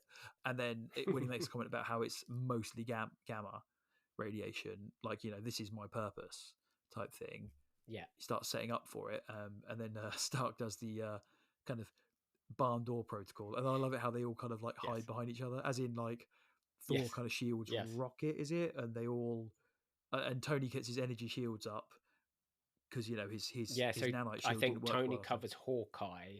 that's it. Thor shields Rocket. Yeah. And I but think that's right. they all kind of shield up behind the shields or whatever, and yeah, Tony locks down the whole place. And then we get the kind of emotional build up of Hulk doing it, and boom, the snap happens. He just drops to the floor. They kick the gauntlet away. Stark nanites his arms to try and because it's all like horrible. And then you just hear loads of Yeah, it's birds. all horrible. It's all horrible, isn't it? That's a technical term. And his phone going, and Clint's phone going, and it sees like Laura's kind of icon on the thing. And it's absolutely the right choice. Yeah, As a way of proving that the snap has proving worked. it worked. Yeah, Clint getting a phone call from Laura is emotionally spot on in this absolutely. moment because And then he's lost his entire family and his best friend. And his kind of and he hesitance. knows he is never ever going to see his best friend again. Yep, but the fact that he then gets his family back, and it's almost like it's worth it. It means that she didn't die for nothing. And Yep. then old Scott kind of again hearing the birds and thinking, "Oh, guys, I think it worked." Yeah, I don't know how you managed to work out that it worked because there are some birds, but well, I would go by the logic of we'll let it go. We'll let it go. I think because you couldn't hear them before, and they just suddenly start chirping. But either way, and then simultaneous to this, obviously, past Nebula, has snuck off, and it kind of summons his microchip and makes it big, and as the ship kind of starts getting bigger and kind of rips through the roof, and just so it times it perfectly so that when Hulk's kind of laying in a bit of daze and looks up after they said I think it worked and just sees the ship blocking out the sun. And then, then it goes. Then they don't mess around with destroying the compound. And like you see when the first explosion happens, Scott instantly reacts with going small, which is quite a nice little to save himself. Yeah. And then, I guess this is where it starts getting a bit complicated. Yes, this is where it starts getting complicated. So, this point in the movie where the Avenger compound blows up is almost to the minute 1 hour from the end of the movie. Yeah. So all of what follows takes us roughly an hour for what is story-wise probably less than a quarter of the film. Yeah. And it just shows you how detailed and layered and textured this whole sequence is, with all of the characters doing so many different things. So let's lay this out then. Yeah. So here we go. Rhodey, Rocket, and Bruce are stuck under the rubble of the compound as it starts flooding, and Scott realizes that he can help them because he can get really, really small and get in between the rocks and stuff and make it down to them. Hawkeye is on his own, but he's right next to the gauntlet, which still has all of the stones in it. Yep. But Outriders have been released and are coming right for him. Yep. We see Thanos beaming down to the surface of the planet and telling past Nebula to go and get the stones. And then on the ship, Gamora kind of says to future Nebula, what happens to us? Yeah. And Nebula kind of says, we become sisters, basically. And so Gamora, who basically always wanted that, helps her up. Because, of course, at this point, this is, like I say, originally, if this had been the normal timeline, like you say, he was about to send them off to Ronan and go do the thing. And then shortly thereafter, she was going to nick the thing anyway, wasn't she? So, she's already leaning to this anyway. So, as you say, this is what she wants. So, helps her up. Great. Boom. And then we pop to Iron Man waking Cap up. Wasn't it with the whole, you lose this again, I'm keeping it, to a shield, where they kind of find Thor, who's just watching Thanos. And again, this is kind of poignant in a comic book point of view because it's like the big three. It's the equivalent of Batman, Superman, and Wonder Woman going down. And I like how they use, Thor's like, right, let's kill him this time. Let's do it properly this time. And summons both his weapons, and the lightning comes and puts him in kind of costume. I do believe, and blats his beard. I think originally, they were going to actually restore him to muscly Thor, but I'm really glad they kept the suit on because it means he's not at his peak. Because like peak Thor with Stormbreaker and Mjolnir probably would have decked Thanos, but he's not there. So it brings his power level right down to make this fight really cool. But yeah, either way, I'm really glad they didn't just undo the PTSD in like a single thing because that would suck. But yeah, either way, they kind of go down to fight him. We have a bit of dialogue back and forth, and he kind of says, oh yeah, I'm grateful. So this time I'm going to destroy the entire universe, shred it all down, and then rebuild it. Same thing, but then no one will know what's happened, which sets out the fight, and then they start going at it. And while they start going at it, we get a little bit more of Ant-Man going down to the trap trio. Yep. And Hawkeye manages to escape the Outriders with the gauntlet, and then comes upon past Nebula, who's handily disguised as the Nebula that he knows, and he just kind of says, "Oh, I know you. Okay, here you go. You have this." And so suddenly she's got it, and then future Nebula and Gamora turn up, and they basically intervene and they shoot her. So confusing. So the future version of Nebula, which is our version of Nebula, has to shoot the past version of Nebula, who is still Thanos' version of Nebula. Yes. And she basically has to kill herself. Yep. Which kill past Nebula is great. And then we jump back to a bit of a callback again to the first Avengers thing, where Thor lightnings Iron Man in that and charges him up, but Thanos still takes him down basically, knocks Cap down, and then it's just like Thor versus, because Iron Man's knocked out. It's just like Thor versus Thanos. Mjolnir's been thrown, it knocks to the floor. He's got Stormbreaker, and it's like he's not winning. Thanos And is we doing the start whole to thing see Mjolnir tremble, tremble, don't we? yeah. And And then we're like, as he's pushing Stormbreaker into him, but that's it. And then as he's pushing it in, and then we get that beautiful thing where he just gets dunk, and everyone looks around, and Thor's the joy, and it goes back into Cap's hand. And like an interesting thing, people kind of just obviously on Tinterweb and stuff, how when he throws Mjolnir, he recoils with it because he's used to doing that with the shield, whereas Thor doesn't. But it's just a really interesting fighting style, and I love how they stay true to how the character kind of fights and stuff like that. But yeah, anyway, we get the joy in Thor's face when he goes, "I knew it," is brilliant. And then we get Cap versus Thanos, which is a beautiful little scene. The whole kind of Cap with Mjolnir thing goes back to the debate that we were having, not the debate, the conversation that we were having in Avengers 2. Ultron, where they start, it wobbles, kind of everyone's having a go, and Cap moves it ever so slightly. And the question is, like, does Cap fake it and essentially realize he can move it and then stop because he doesn't want to embarrass Thor? Or was it that kind of Cap wasn't quite worthy at that point? It is a tough one. Had to do something else. And I love the fact that you can make an argument for it either way, and there isn't a right answer because it's never made clear. And it's just the beauty of this whole cinematic universe being able to see a moment like this and have it reflect on a moment that came before, and giving you all of these possibilities for what might have happened. I mean, I think back in the other film. I do still think that he was worthy, and he didn't do it to embarrass him, because I kind of have in my head that you're either worthy or you're not worthy. You're not kind of worthy. Like, you can't kind of move Mjolnir. But yeah, either way, you're right. It's such a beautiful thing. And did they say anything about it in the director's commentary, or did they just not? No, they just said they knew that everyone would love it. But they're right. But so we get that, and then kind of Thanos adjusts to it. But again, like I say, going back to Cap fighting him, like the tactical mind he's got and stuff like that, with his like throwing the shield and bouncing Mjolnir off the shield and doing this kind of stuff, is absolutely brilliant. But Thanos gets the kind of upper hand again, and then the shield gets destroyed in the same manner that Tony sees kind of in his vision in Age of Ultron.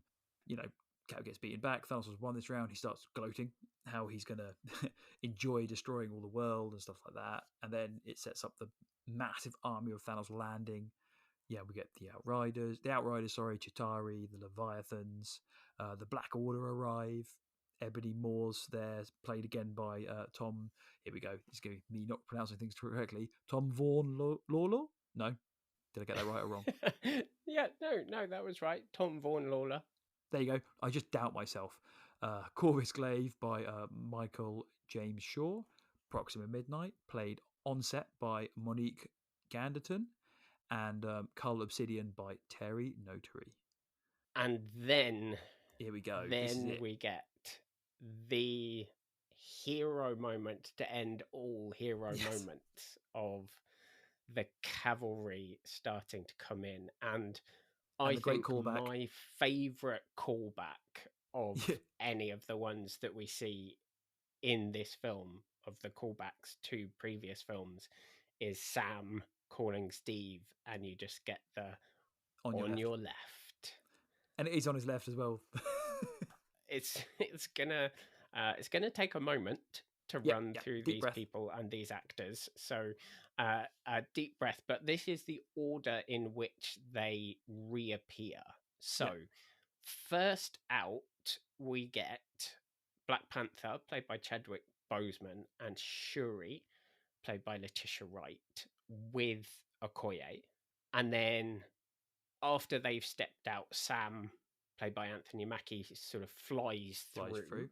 Yep. Then we have Strange, played by Benedict Cumberbatch, stepping out with Drax, played by Dave Bautista, and Mantis, played by Pom Klementif, before Quill gets his little separate hero moment, I suppose, stepping out slightly afterwards. And then Spidey. Spider-Man gets his amazing, like, swinging through the frame and into the battle. We start to see the Wakandan army marching forward, and the other people emerging from Wakanda are Bucky, played by Sebastian Stan, and Groot, played by Terry Notary on set, and then voiced by Vin Diesel. From Asgard, we have Valkyrie, Korg, and Meek, and then And a Wanda load of Asgardians. emerges, Yeah. played by Elizabeth Olsen, and yes, there's a whole load of other Load of Asgardians. us, yeah. Like with Wong Next by Benedict Wong and all the wizards and sorcerers. The little tiny Marvel Sparkle Circle, with Hope Van Dyne coming out, played by Evangeline, sorry, there you go. Damn it. Lily. And then Pepper Potts kind of making her dramatic entrance in her rescue armor. Which is great. Which is great. A little bit later on, M'Baku pops up as well. We don't actually see him emerge, or we do. He's in the like very, very, very background. But M'Baku, played by Winston Duke, pops up a little bit later. And there are some other characters that you can recognize in the background. I'm not going to go through all of them because, frankly, we could be here all day. Those are sort of the main people who re-emerge through their wizard circles. And then obviously Wong going, Doctor Strange goes, "Is that everyone? Like you wanted more?" And that's when, Giant Man comes up with Hulk, Rocket, and War Machine. And then obviously we get the thing for Strange at this point is if any of Ant-Man, Hulk, Rocket, or War Machine is not there, it's not the one that means this one's not going to work. They're not going to win. Then they dramatically appear, and we get the massive line with Cap shouting out Avengers, and then finally, and I got chills in the cinema absolutely when we got Avengers Assemble, and then it's on. Yes, we're then into the giant battle scenes, and as we've said with the other Avengers movies in particular, we can't sit here and hit all of these beats as we go through. So we are going to try to pick out the kind of key moments and the key character beats between individuals or pairs or groups of characters as we go through this. And if we miss yours, I'm very sorry. You can send Dave abuse in the comments. Yeah, because we'll miss, I'm sure we'll miss loads of mine. There's so many beautifully shot bits here. Again, even it's just little things like Drax jumping on the back of, stabbing people in the back. You've got Giant Man punching one of the big Leviathans. But, little beats, Cap and Thor fighting with their respective weapons and swapping. And then, Thor swapping back. You have the little one. Oh, you have the little one, yeah, exactly. And then the kind of emotional one we've been waiting for, where Spider-Man catching up to Iron Man and Iron Man initiating the hug, which has been almost a subtle thing. It's so beautiful and emotional as just this is the reason that Tony did it. Yes. This is Peter was one of the things that pushed him to do it. He pushed himself to try to work it out. If it wasn't for Peter, I don't think Tony would ever have tried to do the work. Peter was the personal stake in it. The time travel. Peter was the personal stake, wasn't it? And so it's beautiful. And then the comparison to that with Quill running into Gamora. Getting you missed them the first time, and then you got them both on the second time. And so that little bit of humour in there. Twice. Yeah. The sort of main aim for this section of the fight is to get the stones back to where they came from in the past. But to do that, they need a new time machine, because obviously their time machine was in the Avengers compound, and so it got blown up. They realised that the van, the Ant-Man van, again, really important, is the way to go. So Yeah. we see like the shortest and briefest reunion between any of the characters of like Ant-Man and the Wasp basically just get to sort of look at each other and smile, and that's it for their reunion. But then she says, you know, we're on it, Cap, which is almost like a reference to her. Remember when she was saying about if she'd been there at the airport during Civil Yes. War? Yes. Yeah, which is kind of, and I think and also sooner mocking or later, him for calling him Cap as Cap, well. exactly, yeah. So I think after because obviously they go little and they go fly and start trying to get the thing back in, fix the kind of time machine and reinitiate it, stuff like that. I think this is one of those annoying things that when you notice it, you're like, I can't unnotice it. That when you cut to the bigger battle scene, there is the scene of Giant Man in the background feeding like a Leviathan through a portal, and you're like, yeah, he's in the van trying to hotwire it. So they've obviously shot, and it's out of sequence or something like that. Like, yeah, it's fine. Like, I try not to let it bug me, That's but a bit I of an noticed editorial mistake, though. Yeah, that's exactly it. Which is quite It's interesting, possibly because I've never spotted it.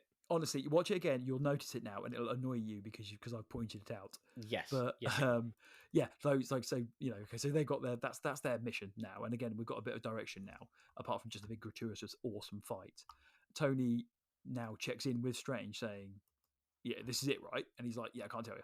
This is my favorite piece of performance by Benedict Cumberbatch here, because he's got to keep his emotions dead because he knows what's going to happen. Yeah, he says like, if I tell you, it won't happen. But the look in his eyes, it's another one of those details that is so beautiful when you watch it back, knowing what's going to happen. Yeah, the look in his eyes is so sad, as a like almost there's part of me that doesn't want this to be the one, because I know what's going to happen to you. And it goes right the way back to the first half an hour of Infinity War, where Strange says, But you have to understand, if it comes to saving you, or the kid, or the time stone, I will not hesitate to let either of you die. And it's absolutely right. He does not hesitate Yep. to make sure the right thing happens, even though he knows that Tony will die. Yeah, and absolutely. No, like I say, it is, especially when you, like you say, you watch it back because you know what's coming, and it's great. I mean, we also get a nice little callback with, because Clint's trying to get the stones, and Black Panther kind of drops in, and you know, like when again they first met, he was like, "Hey, I'm Clint." He's like, "I don't care," but now he's like, "Yeah, Clint, give it to me." Yeah. So again, it's like it's one of these, as we were saying at the start, it's one of these so many threads that are coming together, and paybacks for things that have been seeded before, just little things like that. And then again, Wanda coming in and this is facing him down, and incredible. this is brilliant. The rage in her, and again him quite but like the her control of the rage as well. But you can see it's bubbling out, but she's got it focused, and it's so intense. And his whole like, I don't know you. Yep. It would have been so easy for her to scream at him like, "You will know who I am. You will know my name," and all that stuff. And she doesn't. She just kind of almost mutters, "You'll see. Will." Yeah, you will. And then beats the snot out of him. Yeah. Yeah. Yes. Exactly. And really shows that if she hadn't been required to destroy the Mind Stone in Infinity War, she stood a really good chance of beating Thanos. Well, yeah, it was like I say, it's one of these clever plot writing of how you have to sideline the really powerful characters. Like again, Vision is really powerful, but they neutered him by having him stabbed a few times by the magic sword thing, so he wasn't at his. He wasn't at his full power. Again, Wanda was sidelined because of that. Thor wasn't there, and all that kind of stuff. So yeah, it's the same with, again, Captain Marvel isn't here at the moment because she would end it really quickly. If they started this entire thing with her there, it wouldn't have been a fight. So they save her for later. And, she very nearly kills Thanos here.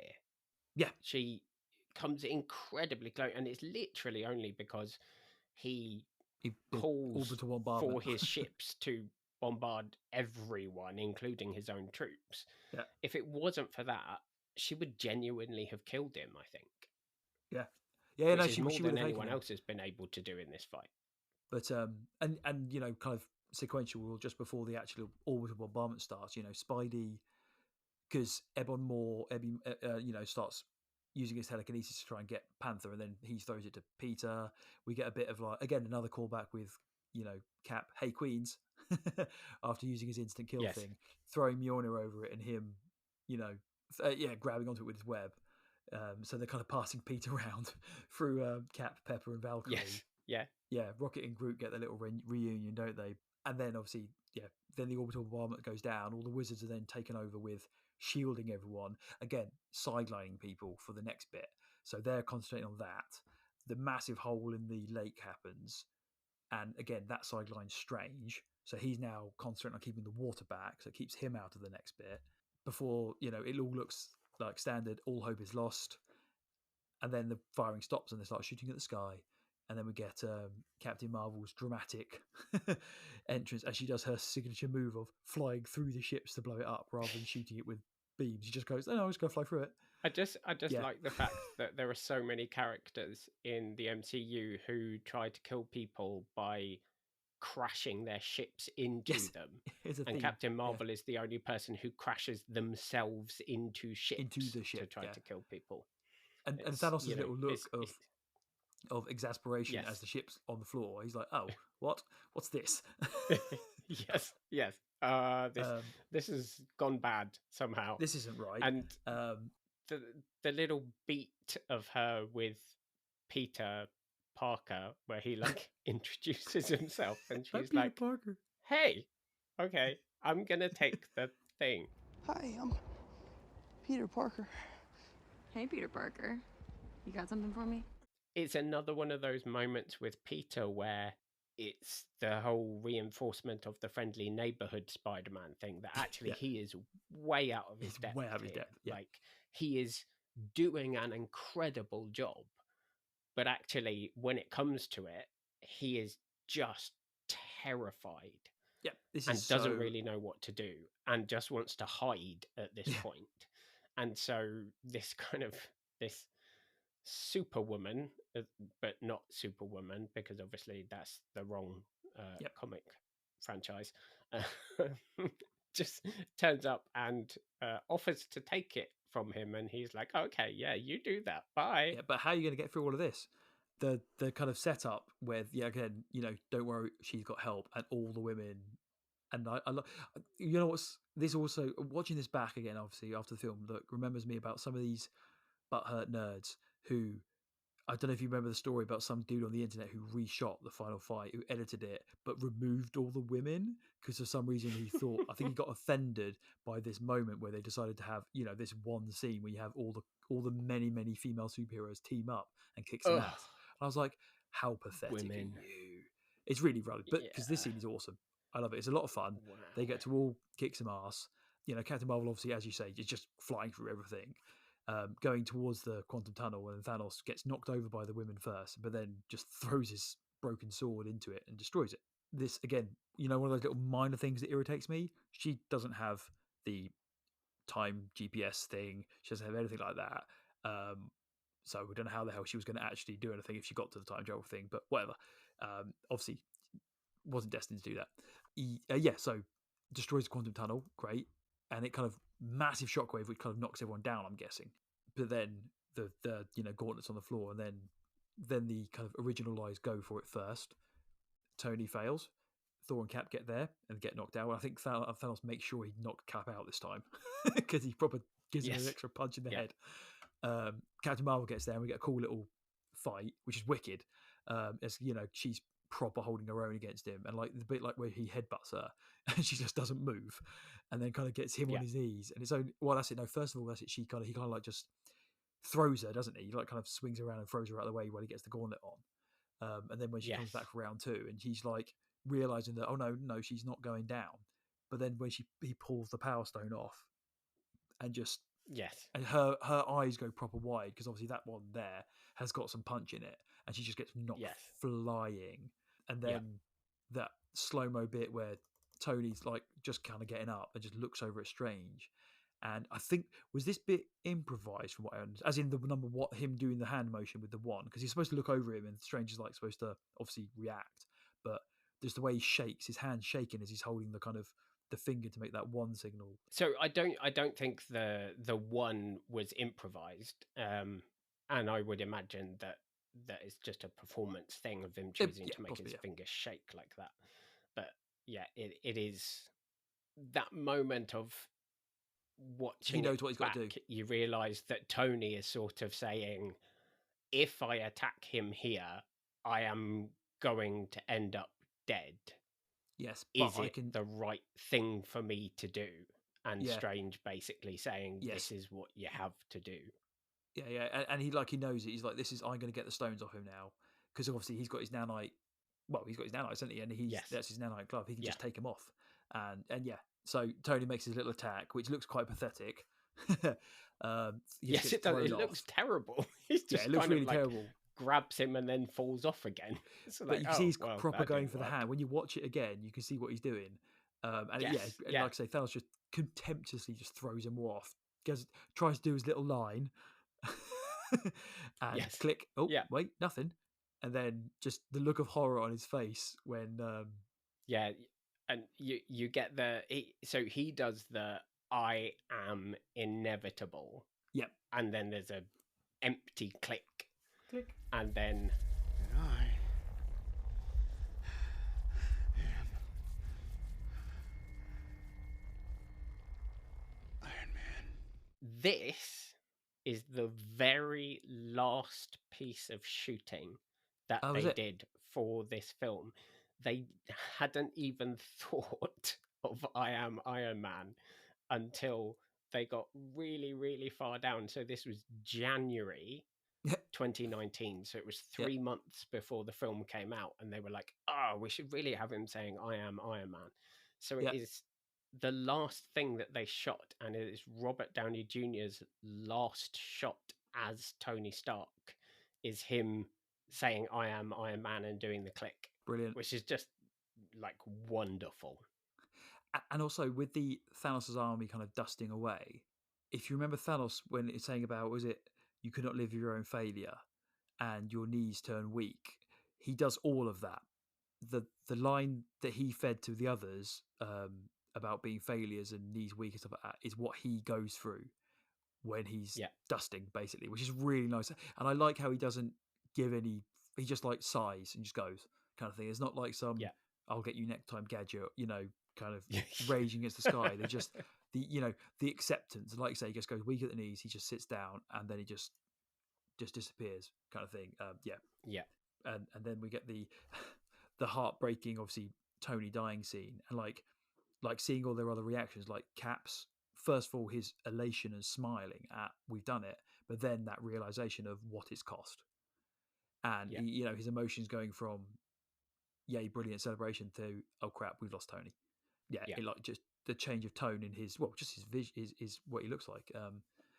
And then appropriately Rhodey, Pepper and Peter are the ones who are with him, kind of thing, with Pepper signing off with the whole, like you say, calling back from last time, you can rest now, which is it's in the feels. Yes. And the choices made by those three performers, Don Cheadle, and then Tom Holland, and then Gwyneth Paltrow, and Pepper finally, they all have their individual versions of it. So Don Cheadle is sort of quite stoic and almost like military about it. I was going to say he's military.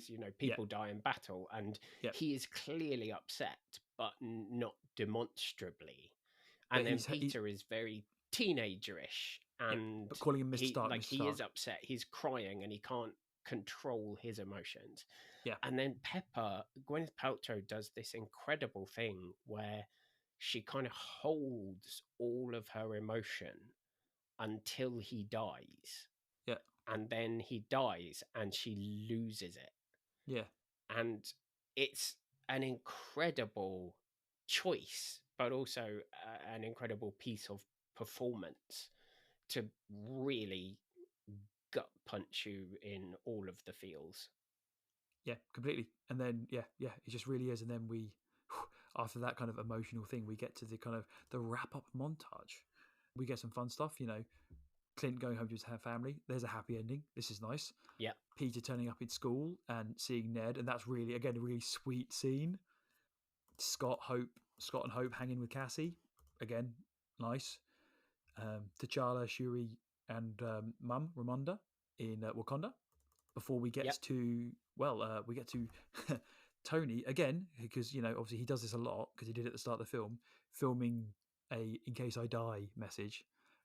So he narrates this end sequence again, which is brilliant. We get to see his own final kind of eulogy, signing off with again, "I love you 3000." Yeah, it's such a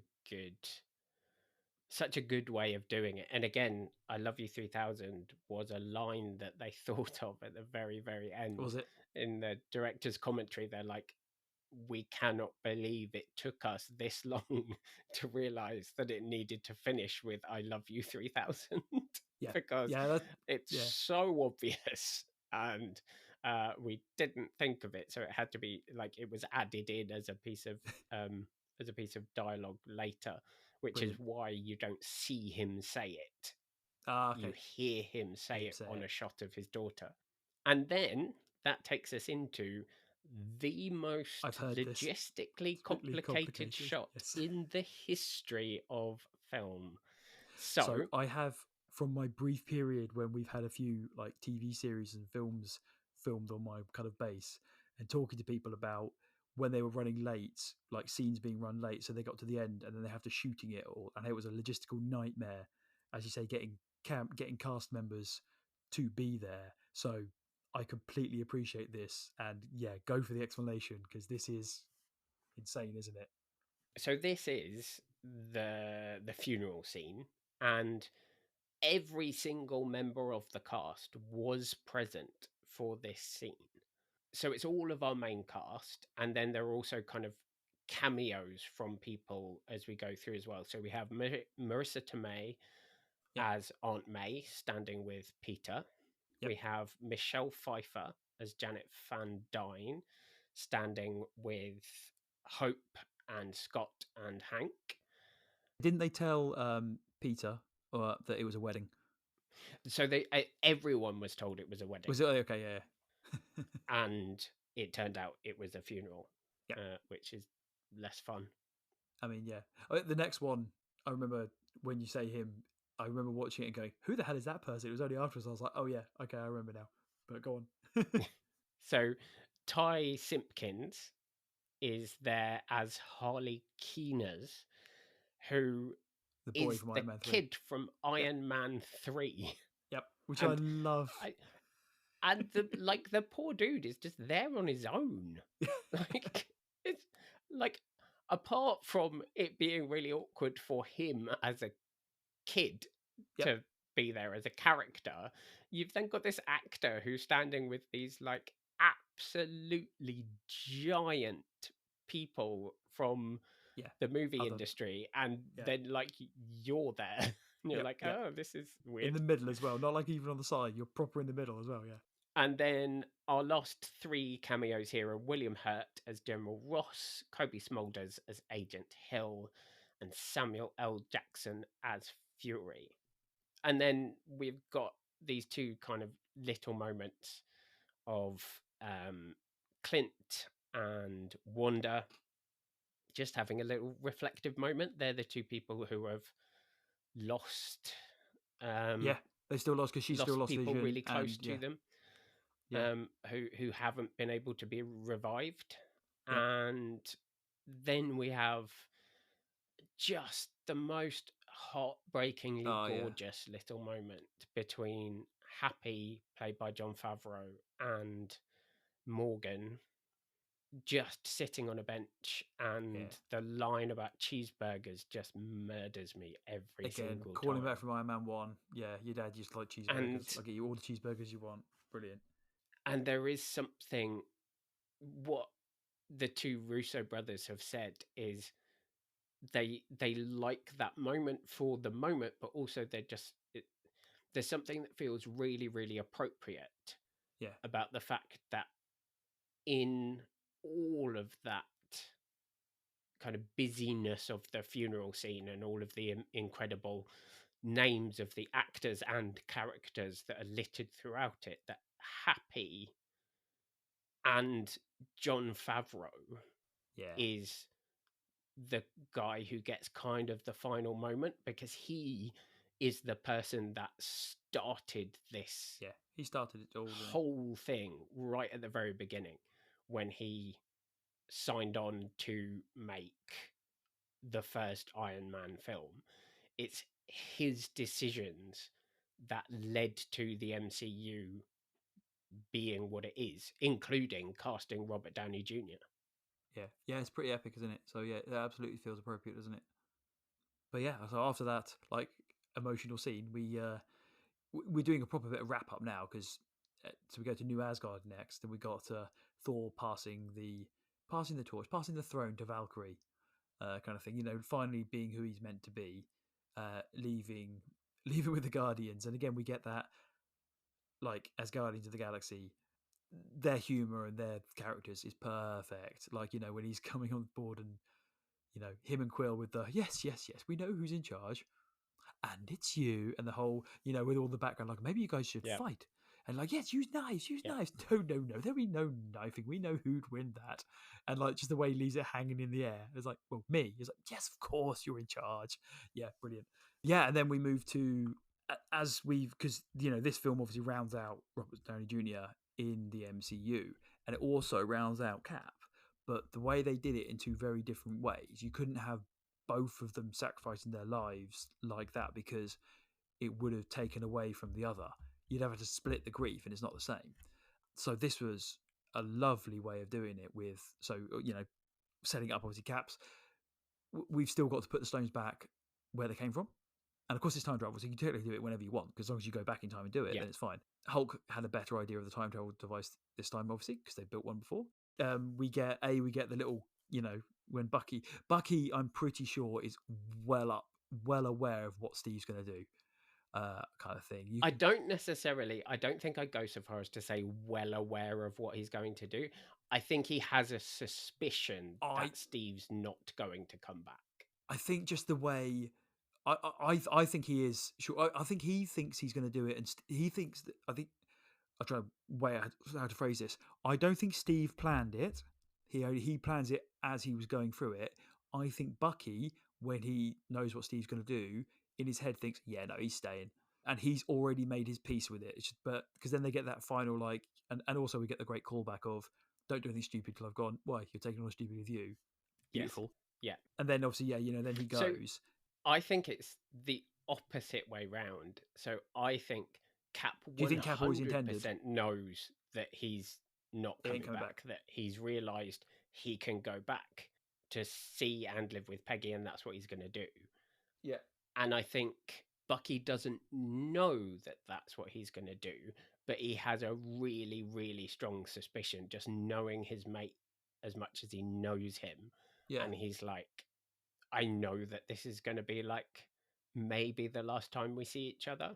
And I mean, and I think that's what then registers on his face, that he's sort of saying, like, smiling, like it's the last time I'm going to see you, and like I'm glad to have known you, sort of smile. And then he turns around and spots him, and he's like, oh, he's actually there.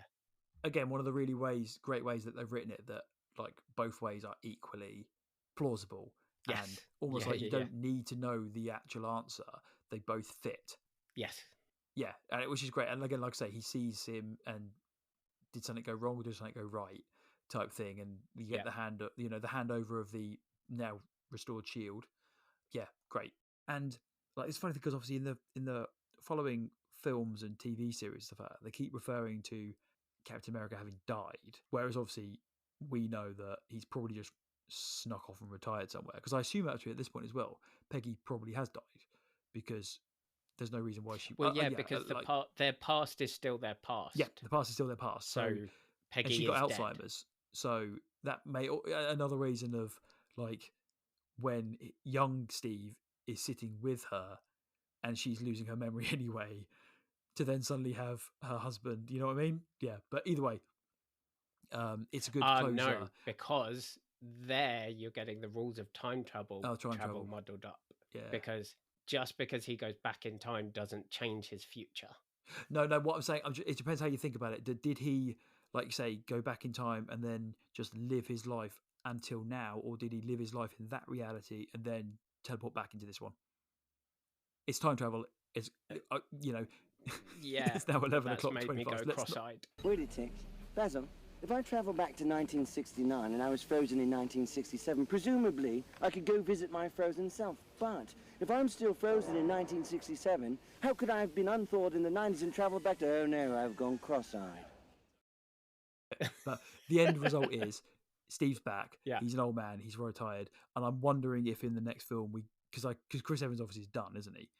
I don't know if we'll get an actual, has he died, or has he died of old age now, or is he just like sitting somewhere in a shack? Yeah, but either way, like, it doesn't. I feel like the need whole super soldier serum is going to make him last Well, he a ages lot slower. longer than normal Yeah. people. Yeah, 100%. He So, ages slower because of the super soldier serum. So at he this can... point, it was 2023 Yep. in sort of timeline order, I Yep. suppose, because it's 5 years after 2019. So, Yep. 5 years after 2018. So it's 2023, which means I think he would have been like 117, something like that. Yeah. So yeah, it tracks that he's gonna age slower, but yes, but like either way, it was a great send off for him again, which doesn't detract from. yes. So that he's old. He's an old man, so he's out of the game. He's not going to be old man Cap kind of thing, as he's not going to be fighting And he gets like that. to So again, keep his secrets. yes, exactly. And just that little, like I say, little smile. He's like, "Oh, that ring. You're going to tell me about that?" And he's like, "No, I don't think I will." Brilliant. Yeah. And with that, we get get our post-credit beautiful scenes. little coda. With all the pictures right at the end of just going back to the 1940s, and we just see the sort of, I guess, probably about 5 minutes after their reunion, we kind of float through the window and we see Steve dancing with Peggy in like the dance that he wanted. Exactly. And it is like, it's just the most beautiful way to end his story. As a character, and to end this film overall.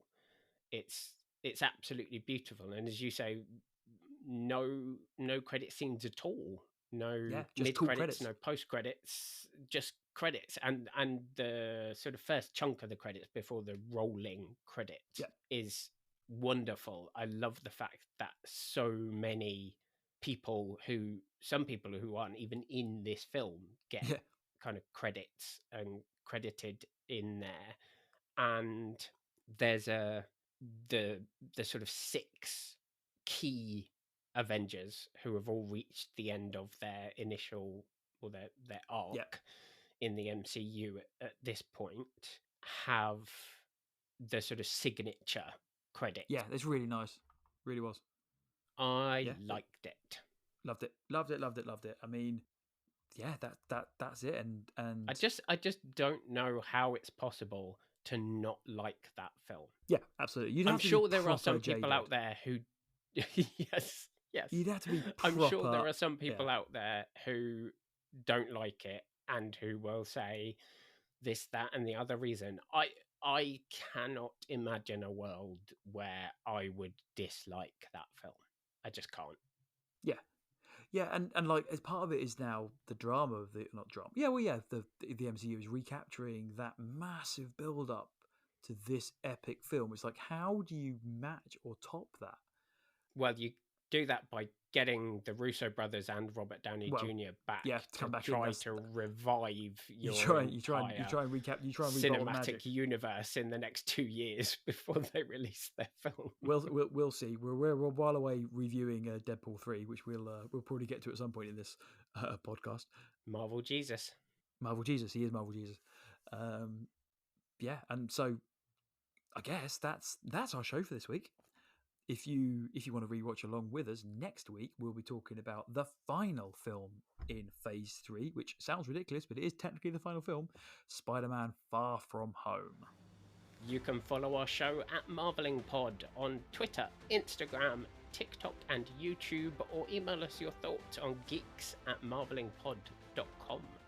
And if you've enjoyed the show, we'd love you to tell just one other person about it. If you want to rate and review us in your favourite podcast app, that would make a massive difference too. And that's it. Thanks very much, Dave. Thanks very much, Ollie. I can't believe we got through Endgame.